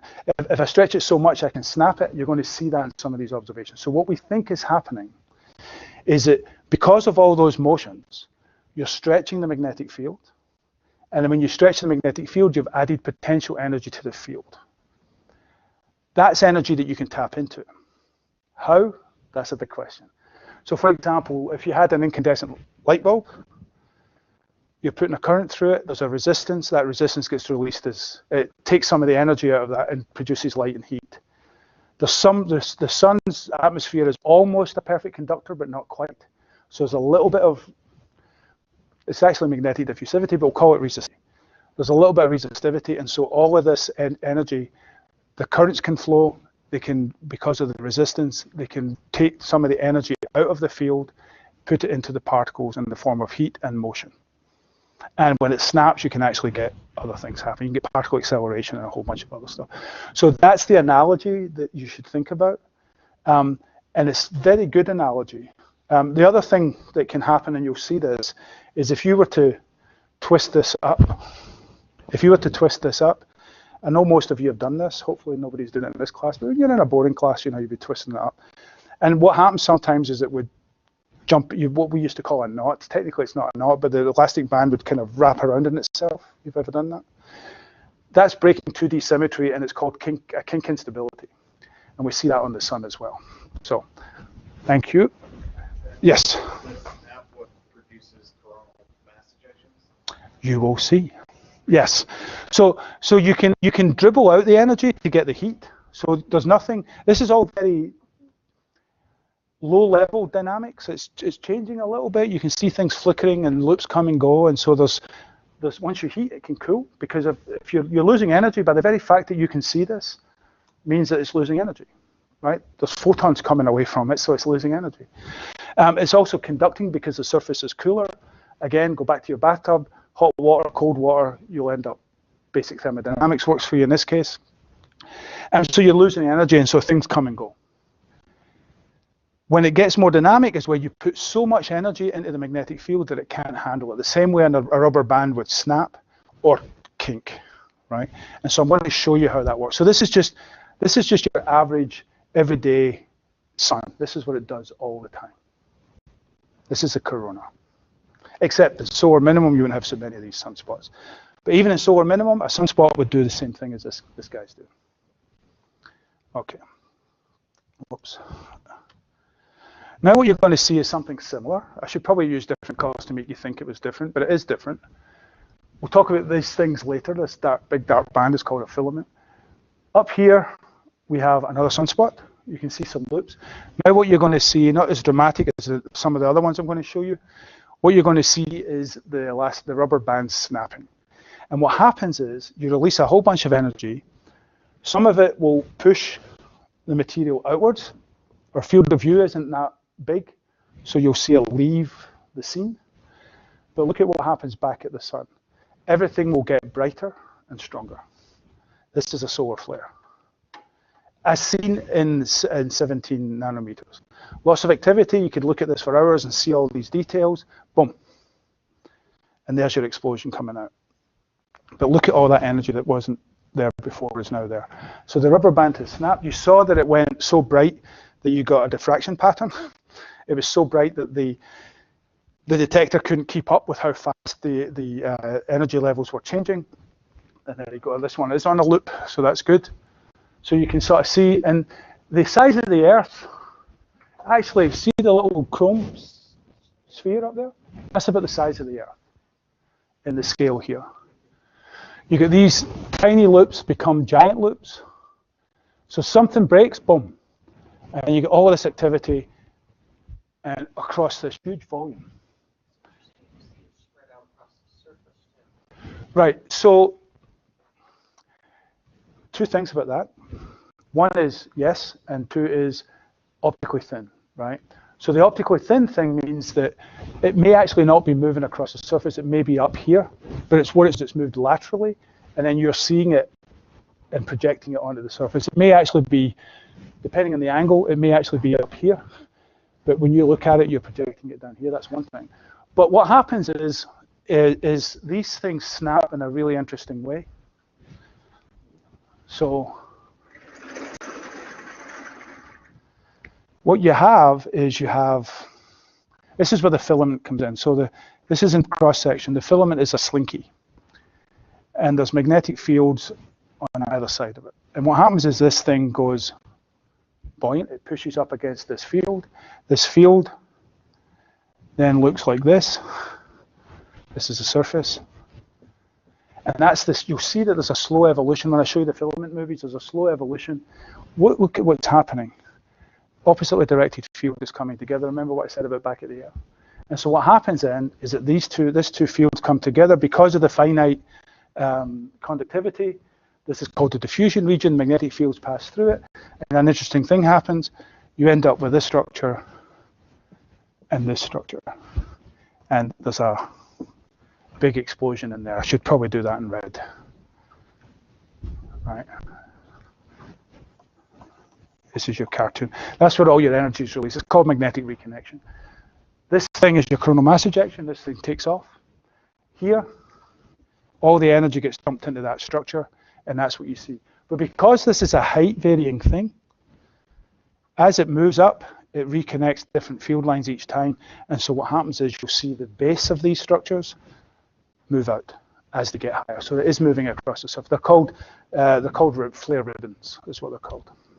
Okay. Oops, I need to stop using the mouse. I think the record probably show the worst music. NASA really is bad at music. Luckily, you can't hear it. But this is a great, nice little movie where you saw nothing at the beginning, and then this goes on for hours, and the music drives you nuts after about 10 seconds. There's the Earth to scale. Now you've got your solar gravity, right? You can see the thing, it's called coronal rain. You can see the plasma didn't escape. It was heated and brought up in here, and then once the energy has stopped, the energy input has stopped, it just drains. And you can almost get a sense of the 3D. It's like a big helmet, as opposed to these 2D structures I keep drawing. It's an interesting 3D structure. There's a bunch of stuff happens out here. See, there's some stuff here. Sometimes you don't see the whole structure. You only see the part that's lit up. And so it becomes really beautiful and interesting and strange in order to try and predict. Look at this one compared to the previous one. Try and predict one of those, right? If every one is very different. And again, it's not my fault when you hear the music. You're saying there's no gravity contributing? So no, the gravitational. I mean, obviously gravity is pulling this stuff down. But the difference, the sun is 700,000 kilometer radius. This is pretty high. This is maybe 100,000 kilometers. But the change in gravity is not that much. You're not converting. Well, you used to think that the sun was powered by gravitational contraction. It's not, because the days before they knew about E equals mc squared, nuclear fusion in the core. But Jupiter is converting gravitational potential energy into heat. Jupiter has radiates twice as much energy as it receives from the sun. And it's because of gravitational contraction. But on the sun, it's a minuscule effect compared to some of these other things. Okay, solar filaments. It takes a second to explain this. Have any of you heard of solar prominences, apart from the fact that I used the word earlier? So a prominence and a filament are the same thing. The physics is interesting of why they're different. And they're different because they were observed in the 1800s and nobody knew that they were the same thing. So it's a filament because it's filamentary. What it turns out to be is, if you think of, it really is well, there's different models, but I'll do the simple one. If this is the surface of the sun, a solar filament looks like this. It's like a slinky, it's embedded magnetic fields, okay? What's interesting about a filament, so down in here, you have hydrogen and helium, and it's 6,000 degrees. Or actually, sorry, for the helium, let's not do the surface. In the chromosphere, you have this 50,000 degrees Kelvin. It turns out a filament is a whole bunch of hydrogen and helium that collect against gravity in the kind of concave up parts of the slinky. This stuff, and if you draw it right, you end up with a continuous structure. This stuff is hydrogen and helium at 50,000 degrees. So what does that do? If you remember your Bohr atom or any of that stuff? What's happening is, first of all, the rest of the corona up here is 1,000,000 degrees. So what this does is it creates a cool, dense cloud of material, chromospheric material embedded by the magnetic field in the solar corona. Why do I say all of that? Because what that means is, if you're looking from up here, right, then the radiation coming from the surface at 50,000 degrees, it's hot, it's orange, is being absorbed by the same material at the same temperature in the filament. So it absorbs the light from below and then re-emits it in all directions, which means that the light that was coming from here is less than it would have been if the filament hadn't been there. It's called absorption, right? So you're absorbing the light from below, and therefore it shows up as dark. If you're looking from over here, Used to be able to draw better eyes when I was an astronomer. If you're looking from over here, there's no surface to look at. You're looking right through the material. And what's the material? It's hydrogen and helium at 50,000 degrees. It's bright. There's nothing to absorb. There's nothing behind it to absorb. So what happens is a prominence is this structure seen from the side, and a filament is this structure seen from above. Same thing, and of course the sun rotates, so any given filament, this one is close to the edge of the sun. Here it is in absorption, here it is in emission. When you didn't know that, this is a prominence, that's a filament. Okay, so that little diatribe there, I'm supposed to just show movies. So here's what we've done here, is we've added 3 different observations together. 13.1 nanometers, which I think is like 2.5 million degrees, 19.3, which is 1.5, 17.1, which is a million, the different colors. It might even be the same event I showed you earlier. Here's your nice sunspot, here's your nice filament. Now think about the rubber band. What's happening is energy is being pumped into this thing and it's expanding. And you'll see it slowly evolve and then something will happen. And I deliberately make this one of the more boring ones because of the one I want to show you next. Oops. Uh-oh.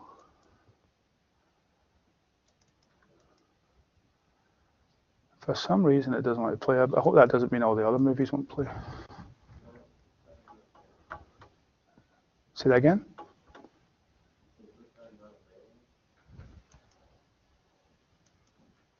Uh-oh. Hmm? Oh, yeah, I'm sorry. I'm used to... No. All right. It says, cannot play media. Okay. It was pretty cool. This is cooler if it works. Okay. Helium. Orange. We use orange for helium. Little sunspot. Here's your plage. Here's your beach. See this thing that looks like somebody scratched it? Well, first of all, well, see that? Here's a prominence. See this thing that looks like a scratch? It's a filament in a sunspot. It's about 5,000 kilometers above the surface, and it's about 50,000 kilometers long. And with the build-up, I want you to watch that tiny little scratch. And I hope this plays. Boom. I need some drum music for that. How are you going to predict that? It's this tiny little thing that somebody says, oh, you've scratched the lens, can you get the kind of handy wipe? And it does this. And you can see it, we lose it out of the field of view. It suddenly went from slow, if you look carefully, you'll see a slow evolution, and then boom. Gravity pulls it back. You start to see splashes over here. We'd never seen that before, because this should all be constrained by or entrained by the magnetic field. So the magnetic field's been blown off with the plasma, and it's just this huge thing that comes back from that tiny little sliver. You can see other filaments up here, for example. There's a nice one. Another one over. Not all filaments erupt. And again, we told you we're good at names. The one that erupt, we call them erupting filaments or erupting prominences. But which one's going to go? You would, if I had asked you, if I had told you all about how filaments do this and I'd shown you this picture, you would have been able to spot the filaments. You might have picked some of the bigger ones or the ones sticking over the edge already. I doubt you would have picked that tiny little one. And you wouldn't be alone. We'd be the same. So the solar filament, that's different than the solar flare. Good question. Yes, but we think what this is doing, this eruption, is my little cartoon here. So if you think of this as the filament where you're looking along this direction, so this is a cross section. It's this filament, the slow evolution is pushing up. Think of this as a hot air balloon. My other analogy is this is a hot air balloon. These are the guy ropes holding it down. But this is, you're pumping hot air into the balloon, so it's pushing against the guy ropes. When one of the guy ropes breaks, you've now got less guy ropes holding onto the balloon that's now got even more hot air in it. So if you create a sequence, and so boom, boom, boom, boom, they all erupt. So you have a slow evolution and then a catastrophic change, and the thing takes off. This takes off. I'm going to show you what that looks like. Coronal mass ejection, as a friend here mentioned. This red stuff I was trying to do, that's the energization back at the star, which is the flare. So we think the standard model, if you can really push that kind of thing, The standard model is that the erupting filament creates a flare in the back at the sun and a coronal mass ejection in interplanetary medium, and I'm going to show you that. These have effects that you don't on over here. So there was a big thing that was called the solar flare myth by a colleague of mine who is no longer with us, because he didn't like flares, he liked coronal mass ejections. I would argue that there's different manifestations of the same process, but what he was saying was what he was right about was that the coronal mass ejections are what's called the most geoeffective, and I'll tell you about why that is in a second. But the flare itself, because, I don't know, you don't want to go this past 9 o'clock, so let me not explain the Parker spiral and why flares on this side of the sun affect the Earth more than, but the flare produces all the photon, the electromagnetic radiation, so that EUV enhancement is what can affect the atmosphere. It also generates particles, very high energy particles, that can travel along the magnetic field coming out of the sun and interact with the Earth as well. But the coronal mass ejection, the flare is so small that its magnetic path to the Earth is very narrow, which means that if it's anywhere, because the sun rotates, the magnetic field spirals that way. If it's over here and you're the Earth, the magnetic field would do this. So you wouldn't see the particles. But if I'm over here, the magnetic field does this, and you would see the particles. So if the flare's away over here, you don't see the direct particles from the flare. You see the light, the electromagnetic radiation, but you don't see the particles. The coronal mass ejection is huge. And what it does is it moves out. I'll give you an analogy when we get there, and it generates particles over pretty much the whole array of longitudes. So then it doesn't matter where the Earth is, it's going to get hit by some of these, unless it's up off the plane, but we'll talk about that. So the flare, there's things called sudden ionospheric disturbances, ground level enhancements. We all think those are to do with flare particles. Geomagnetic storms, for the most part, will be coronal mass ejection created particles. So we're going to put all that together in this movie. So there's 3 different telescopes. I'm sort of preferring that side. Let me go over here. Again, we pick any color we like. 3 different telescopes. First telescope produced the green sun. That's just everything you've been seeing so far. Sunspot, sunspot, sunspot. Thing called a coronal hole. We haven't talked about that, but don't worry about it. This black disk is essentially what it is. A black disk. It's an aluminum disk that you block out the sun and create an annulus out to about 2.5 solar radii, which is about 2 million kilometers. So this is a second telescope, produces this green annulus. This is called a helmet streamer. Why? Because it's shaped like a helmet and it streams, so it's a helmet streamer. There's another one. And then there's a third telescope that's got a bigger aluminum disk that blocks out the inner part and extends out to about 30 solar radii, which is about 20 million kilometers. So what you're going to see, and I've trimmed it so you don't get the slow build-up, but imagine there's a slow build-up, your filament erupts, but now we can observe it all the way out to 20 million kilometers. What's important here is that you're the Earth. The thing that you're going to see is going to the side, so you don't have to worry about it. I'll show you what happens next.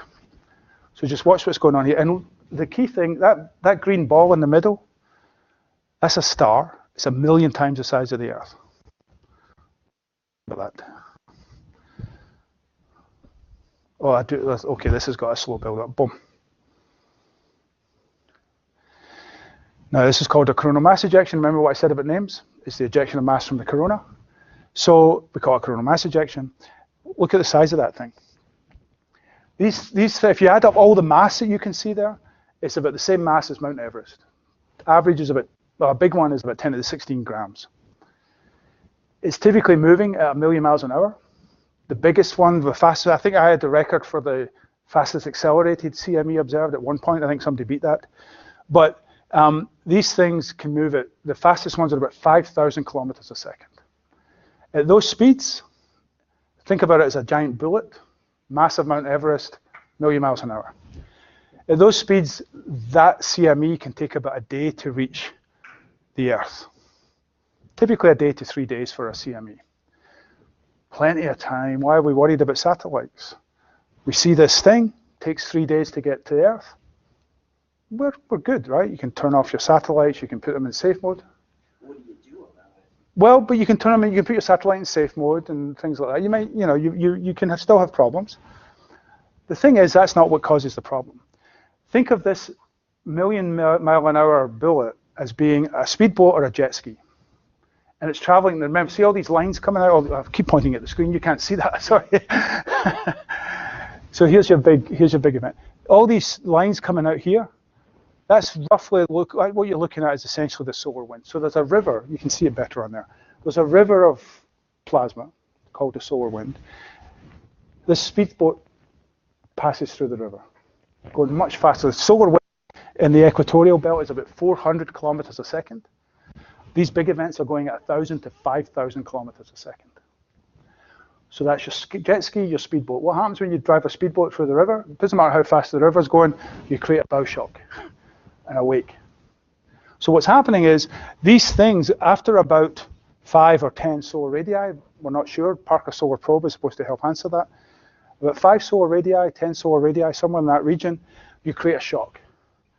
And what shocks are really good at doing is accelerating particles. And so what happens is with the shock, the particles that were in the solar wind bounce back. It's a bit like ping pong paddles when you bring them close together, right? Dum, dum, dum, dum, dum, dum, dum, dum, dum, right? As you bring the ping pong paddles together, you can put energy into the ball. That's what's happening to the particles. They're bouncing backwards and forwards across the shock, and they get accelerated to close to the speed of light. So now think about your time scale. The Earth is 200 solar radii away from 215 solar radii away from the sun. It takes a day, let's just call it a day to get 200. These particles are created at 5 solar radii. So that's about a 40th. So what's a 40th of a day? Half an hour, 45 minutes. So 45 minutes after you see this, it's creating particles traveling close to the speed of light. Close to the speed of light means it's another 8 minutes to the Earth. So effectively, from when you see this, you've got, I've forgotten what my numbers were, but you add them up, you've got like 45 minutes. You don't have 3 days, you don't have a day, you have 45 minutes to do something, and that's not enough. So that's one of the problems we have. Now, I don't have time to go into why these may or may not be a problem. Sometimes they're not, sometimes they are. But that's the thing that you're having to deal with. You've got limited time in which to know something is coming, know what kind of shape it is and where it's headed, and to do something about it. So this, as I said, you're the Earth, so this thing you don't have to worry about. It's going off to the side. You're not worried about it. So what happens when it comes right at you? Don't use that. So same thing, although there's only 2 telescopes here, and we've stuck a little red sun in the middle just to draw your eye. Here's the big aluminum disk. Here's your solar wind. Here's your helmet streamers. Now what you're going to see, remember in order to see these things, we have to block out the sun. So if I block out, if I'm the sun and I'm blocking out my face, you see this thing sticking out this way. If it's coming at you, you don't see all that nice structure. So think about it coming out like this, right? If it's coming out like this, now it's coming like this, but you've got a big disk in the middle. So what do you see? Remember we're good at names? You see a halo. It's called a halo CME, right? So you see this ring of material once it gets big enough to be bigger than the circle that's blocking the sun, and you see a halo. When you see a halo CME, it's coming at you. Now, it may be off at a slight angle, and remember the Earth is a small target, so it may not actually, this is one of the problems. Even if it's coming at you, it may not be coming directly at you, and it may not cause a problem. So you don't want to spend millions of dollars shutting down all your spacecraft when it's not going to affect you. These are some of the problems we have. But look at what happens. This is taken from a satellite that's 1.5 million kilometers upstream. So it's not in Earth orbit. So this is 1.5 million kilometers upstream. There's your CME. And then look at this. Each one of those little dots is a relativistic proton hitting your camera. That's the environment that your astronauts are in. Now, because it's a computer and because we're taking a huge volume of space and making it 10 centimeters across or 2 meters across, it looks like you can't breathe because of all these particles. But the particles are small and are spread out over a lot of space. But the bottom line is, it's the speedboat hitting the river, plowing into the river, accelerating the particles. Particles move along the magnetic fields at the speed of light and come in and hit your detector. Or your astronaut, or your spacecraft, or your ionosphere, or your Earth's magnetic field, all those different things. So that would be a halo CME. That's space weather right there. So with all that, I guess it was almost 2 hours ago, this is what space weather looks like. I don't know, do you want, I was going to show this Parker Solar Probe movie. Do you want, it's a 4-minute movie, do you want me to take time for that, or? So on March 6th, the chief scientist and now the director of the helium physics division at NASA headquarters will be giving a talk at Rice on the Parker Solar Probe. You're all welcome, it's all free, we even provide food and drink if you're old enough. So you're all welcome to come to that as part of the Houston Spaceport lecture series. Parker Solar Probe, well, we don't have time to tell you all this. I was on Houston Matters talking about all of this a few months ago. But the thing about the Parker, remember I said that we think the acceleration is happening in that particle production between 5 and 10 solar radii? This thing is going in to 9 solar radii. It's going to do, it's got a 4-month orbit, uses Venus every time to get closer and closer.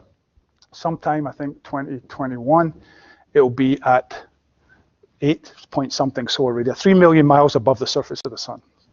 And the reason that's a real, if you think about what that means, well, bottom line is the front of the spacecraft is 2,500 degrees Fahrenheit, where your instruments are is 85.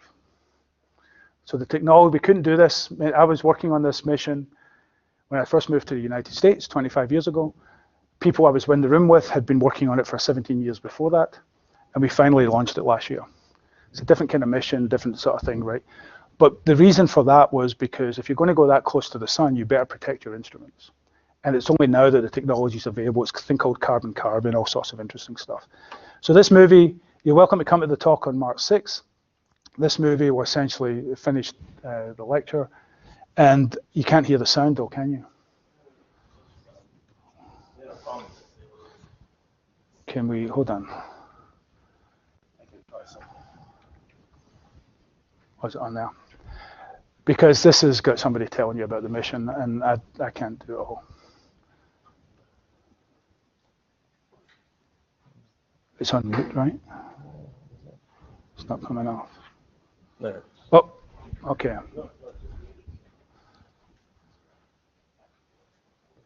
Okay, let's see if see how loud it is.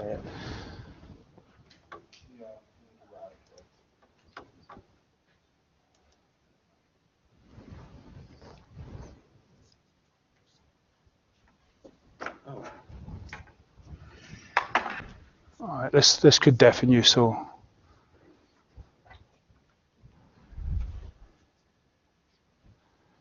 I don't. We've had problems. I don't know if the sound on this computer works. Unfortunately. Okay, it's not going to work. So it'll be nice, some pretty pictures. What this mission is, it's named after a man called Gene Parker who came up with some of the basic theories here. What it's going to do is essentially, the original mission we were talking about was going to do a single fly past. So this is just going to show you a bunch of stuff that I've already shown you. But what the Parker Solar Probe is going to do is going to skim into that region where all this is happening. And we're hoping it will survive long enough that we'll take the measurements that will tell us how these particles are being accelerated, how many of them are being accelerated. There's the typical event, there's the orbit. Again, you can find this on Johns Hopkins or NASA website. But that's our next, it's already gone into its first perihelion, which is about 36 million miles above the surface. Eventually, you can see here it's got, I keep pointing at the screen. You can see here it's got lots and lots of Venus assists to get into close to the sun. These are some engineers building stuff.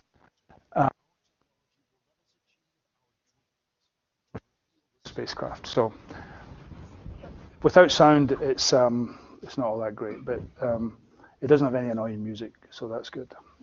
Everything went well. It launched perfectly, made its first Venus assist. It's on the way to its second Venus assist. And just to finish, all of this stuff becomes more important. Now, some of the stuff that we see at the Earth is caused by the fact that the Earth has a magnetic field. When I talked about the geomagnetic tail, this would not happen at Mars. Mars doesn't have a global magnetic field. It has crustal magnetic field in the southern highlands where there's some remnant field from when Mars did have a large-scale field. So there is a little bit of an ionosphere, there's a little bit of a bubble there, but it's not strong enough to protect you from a lot of the stuff that we're seeing. And so any astronauts, although now we're focused on the moon, but any astronauts in interplanetary space and heading for Mars are going to have to worry about all of these things. And then, again, you can look up these pictures. You actually see aurora on Jupiter and Saturn. And that's the kind of thing we're also thinking about when it comes to planets around other stars. And I'll save you that because we're already at time. So thanks a lot. I hope you learned something. And if you want to have questions, I'm happy to take them on board. Cheers. So how prepared are we, and how much damage could we expect from another event similar to the 1859 Carrington event? So there was a big event that was observed by the stereo spacecraft, two spacecraft that went the wrong way. I think 2010 maybe, that all the measurements from those spacecraft suggested that it was as big as the Carrington event. So what they did, all the modelers got together, they tried to reconstruct from all the data the event, and then turned it, quote, and the computer turned it on the Earth. And the argument they came up with was essentially there was about $1 trillion of infrastructure damage caused by the potential effects on spacecraft, the effects on the ground and power systems. We're not really that well prepared for these things on the ground. The good thing is that they don't happen. These are like 1 in 100-year events, but we're not that prepared for them. So I don't know if the dollar amount you wanted, but we're, you know, there's all sorts of potential individual stories that you could tell from this. You know, hospitals losing power, firefighters not getting data, military exercise. I mean, just whole range of stuff you could put in. I mean, the military part of most countries, particularly the US, is really, really interested in the whole space weather problem. Situational awareness, knowing where your satellites are, knowing where your enemy satellites are, giving troops on the ground positional information that they need, laser targeting of I mean, all these things that we shouldn't really talk about the military too much, but it's a big conversation right now because of what China's doing. So there's a huge amount of individual stories that would be really bad, but economically it could be quite catastrophic because we're not really prepared for it. It's like they're pretty well combined with the solar maximum periods, aren't they? Well, that's another interesting question. What we have found is sometimes some of the, now maybe not the biggest, but some of the biggest events in a given cycle can happen during minimum. Now, my argument for that, I always like to use students as examples. You know, like if you were walking between classes, you've got a lot of energy, it's a really good class that you enjoy, you want to get there, but everybody's going to class at the same time. You keep bumping into people, or if people are moving slow, students walk more slowly than any other species on the planet. Or you see a friend, you stop and chat, and oh, I need to go, I'm going to this great class. It takes you lose a lot of your energy. By the time you get to class, you're dragging your bag behind you. If you happen to skip out of class or you're coming in from home and you want to get there early, campus is wide open and you've got all the energy built up. So what that analogy, how it translates in my thinking to the sun, if you have a lot of magnetic energy, lots of sunspots, you're driving a lot of these things, but they're all interacting, and so you can get to an unstable position really quickly, so you don't have time to build up a huge amount of energy. It's not just about stretching the rubber band, you actually have to be able to snap it, so you need a little bit of magnetic complexity. So you can build up some energy, and quite a lot, and then you release it. And you build up, and so you get flare after flare after flare. When you don't have many active regions, sunspots, you just get one big one, you're winding that rubber band up for a long time. So when it does go unstable, it's stored a huge amount of energy and can release it all at once. That's a kind of anecdotal or a heuristic or hand-waving argument for why this is, but we do see some of the largest events during solar moon. The other question. Mars has like a weak magnetic field around it. Would we be able to ever colonize it, or would we always have to like frequently sort astronauts out? Well, I always like to say that Mars doesn't want us. It's a 96% carbon dioxide atmosphere that's actually very thin. It has 100,000 kilometer an hour dust storms, and it's dosed in radiation like crazy. So it's a tough question. The way that NASA's working this is there's a 500-day mission. 4 months there, 4 months back, and whatever difference is on the surface or in orbit. They're going to have to be thinking of shielding. So one way of thinking of, so in other words, colonizing, if you are willing to live underground, probably, or is feasible, right? So there's all these lava tubes that they've discovered. So you have natural enclosures that where the regolith, the regolith above you is a very, very good protector. Otherwise, your habitat is going to have a lot of shielding, and the astronaut's time there is going to be limited. So there's all of these different mission scenarios as to whether you build something on the surface, how long your mission is going to be, how long your travel time is, do you go at solar minimum or solar maximum, what's galactic cosmic ray look like, and whether you can literally either dig underground. I mean, there was a mission, a thing called Mars One a few years ago about one-way trip to Mars. I actually knew one of the women who was made it into the last 100 competitors for this. Good to say that's gone bye-bye because it's a stupid idea. But what they were thinking of doing was sending up the first group of 4 people and the machinery to basically build a habitat and cover it in dirt, Martian dirt. And then that would provide the radiation protection for the next sequence of crews. So I wouldn't rule it out. The challenges are enormous. We're not going to terraform Mars, so let's put it that way. There is a new season of The Expanse starting next week, so that's a good thing to watch, actually. It's got some really good physics in it. And we may even have one of the actors coming to speak to it in our lecture series at some point. But it's where we're supposedly headed. We're headed there really, really slowly, right? I mean, the space age isn't that old, but it's a little bit older than me. And we were on the moon in 1972, and we've gone nowhere else, not even the moon since. So it's a slow process. Unless you guys get your finger out, get your politicians to put money into the space program, and let's make it happen. But it's a challenge. So the thing is, the challenges are really interesting. So even if you never get to Mars, solving those problems, think about it. It's a low resource environment in which you have to develop as much sustainability technology as you possibly can. That would be great on the Earth, right? If you can reprint stuff, reuse your materials, learn how to recycle water, all of those things that NASA's already doing for the space station, that would be really useful on the Earth. So the problems are worth solving whether you end up on Mars or not. I think there was another hand up somewhere. I had a question. A few years ago, we had a student who did a thesis where he was modeling the sun's magnetic field from a quadrupole moment as opposed to a dipole moment, and was able to, I think it was a little bit right. So the way to think about that, and it just depends when it comes in, right? So if you think about solar minimum, looks like this, give or take. Right, I had to. This is supposed to be symmetric, but I ran out of space over there, right? That's a dipole field. Positive, negative, negative, positive.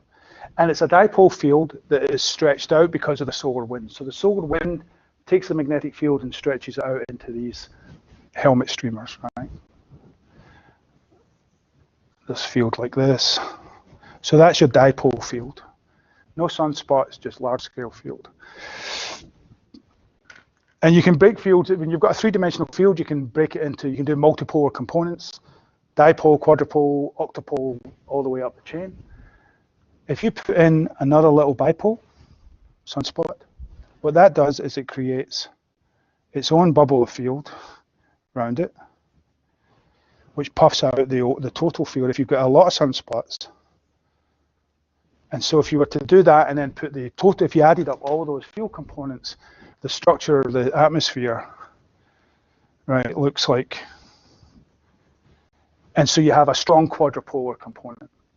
So in maximum, you actually, and I think some of the stuff that I actually did a little bit of work in this several years ago, using some data that we had, both magnetic field and observations of the streamers. At that solar maximum we were looking at, the quadrupolar component was as strong as the dipole component. But it does disappear when you get to minimum. Although occasionally there'll always be, maybe not always, but frequently there'll be at least one sunspot, and so you still have some quadrupolar component. I don't think, I mean, I don't know, obviously this worked for sure, but it may be that a lot of the models don't put in all this quadrupolar component as you rise up to solar maximum. So that, when you say predictions, you mean predicting the next minimum and the next maximum? Yeah. Yeah. Well, I think that was, I think the idea was to kind of model it for when, the space station is in low Earth orbit, and you can model what's going to happen as far as atmospheric drag. Okay. So I think it may, yeah, and I wouldn't be surprised if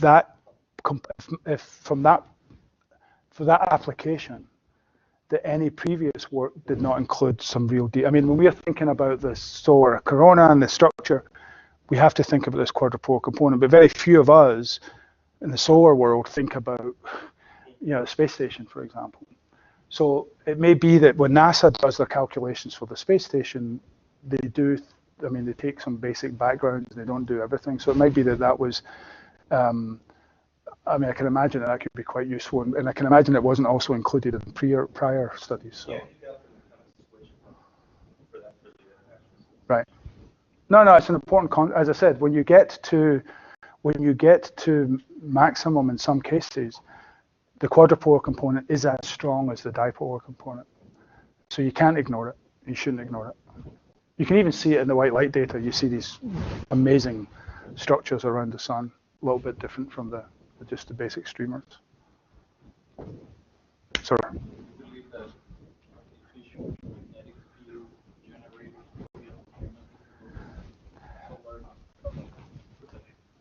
So yes, and people have talked about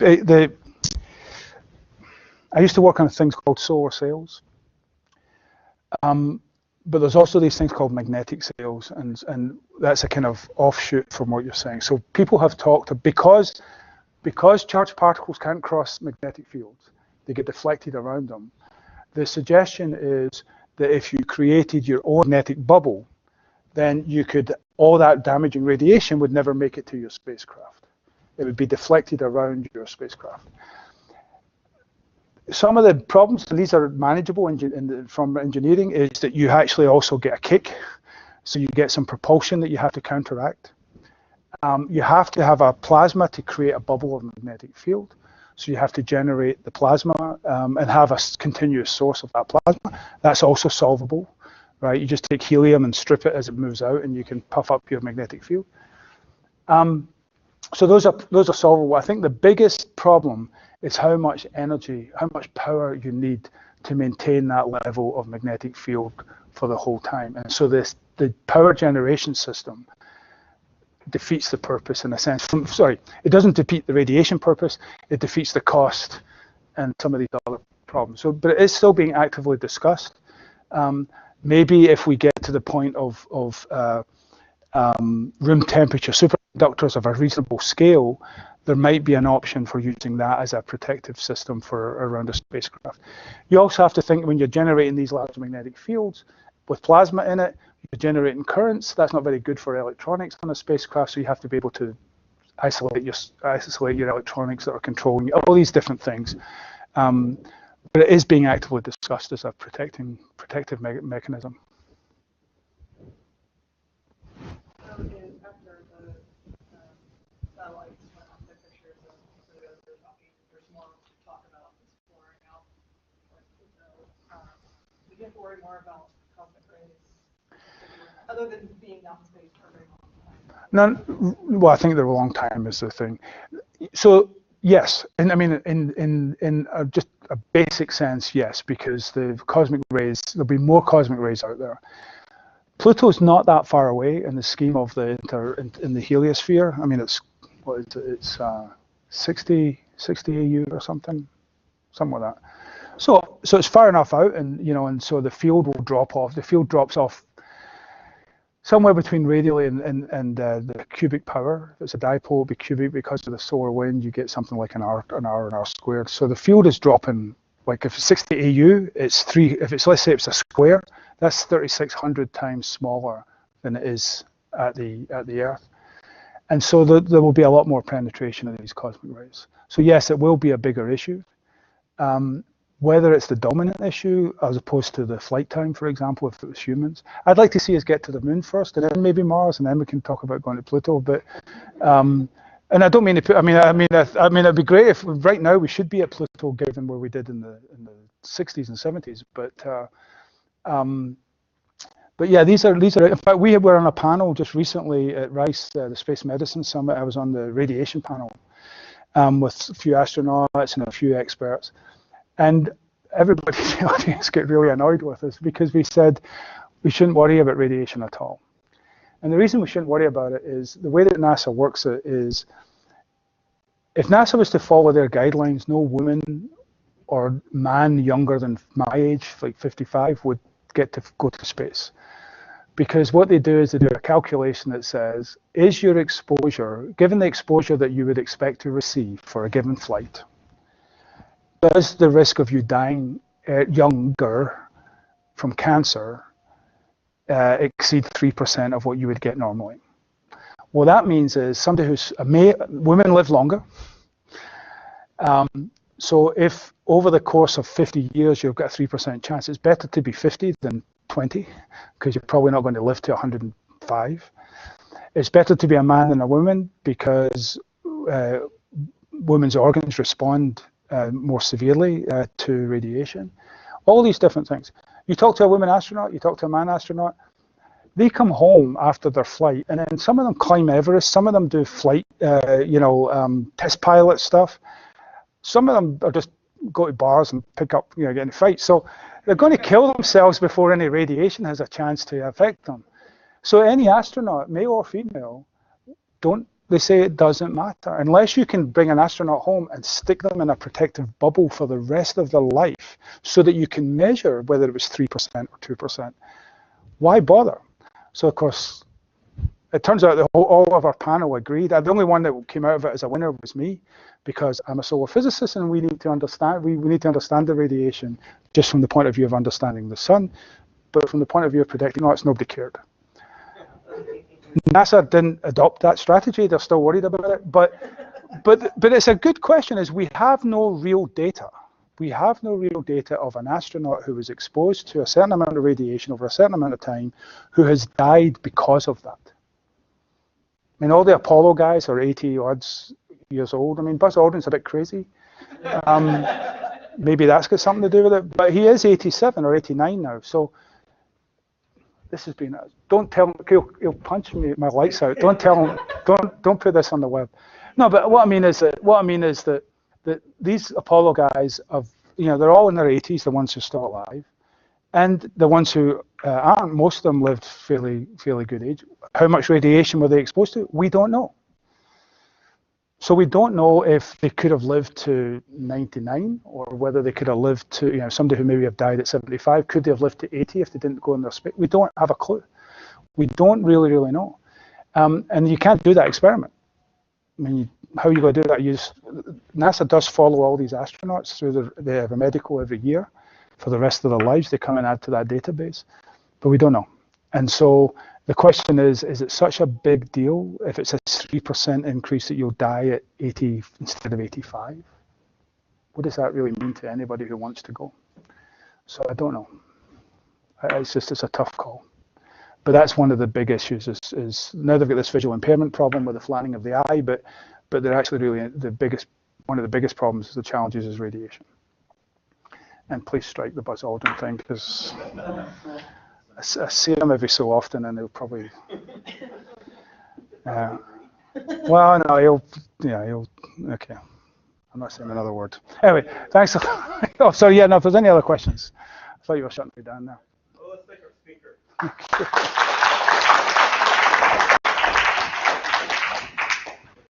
Cheers. Thanks a lot.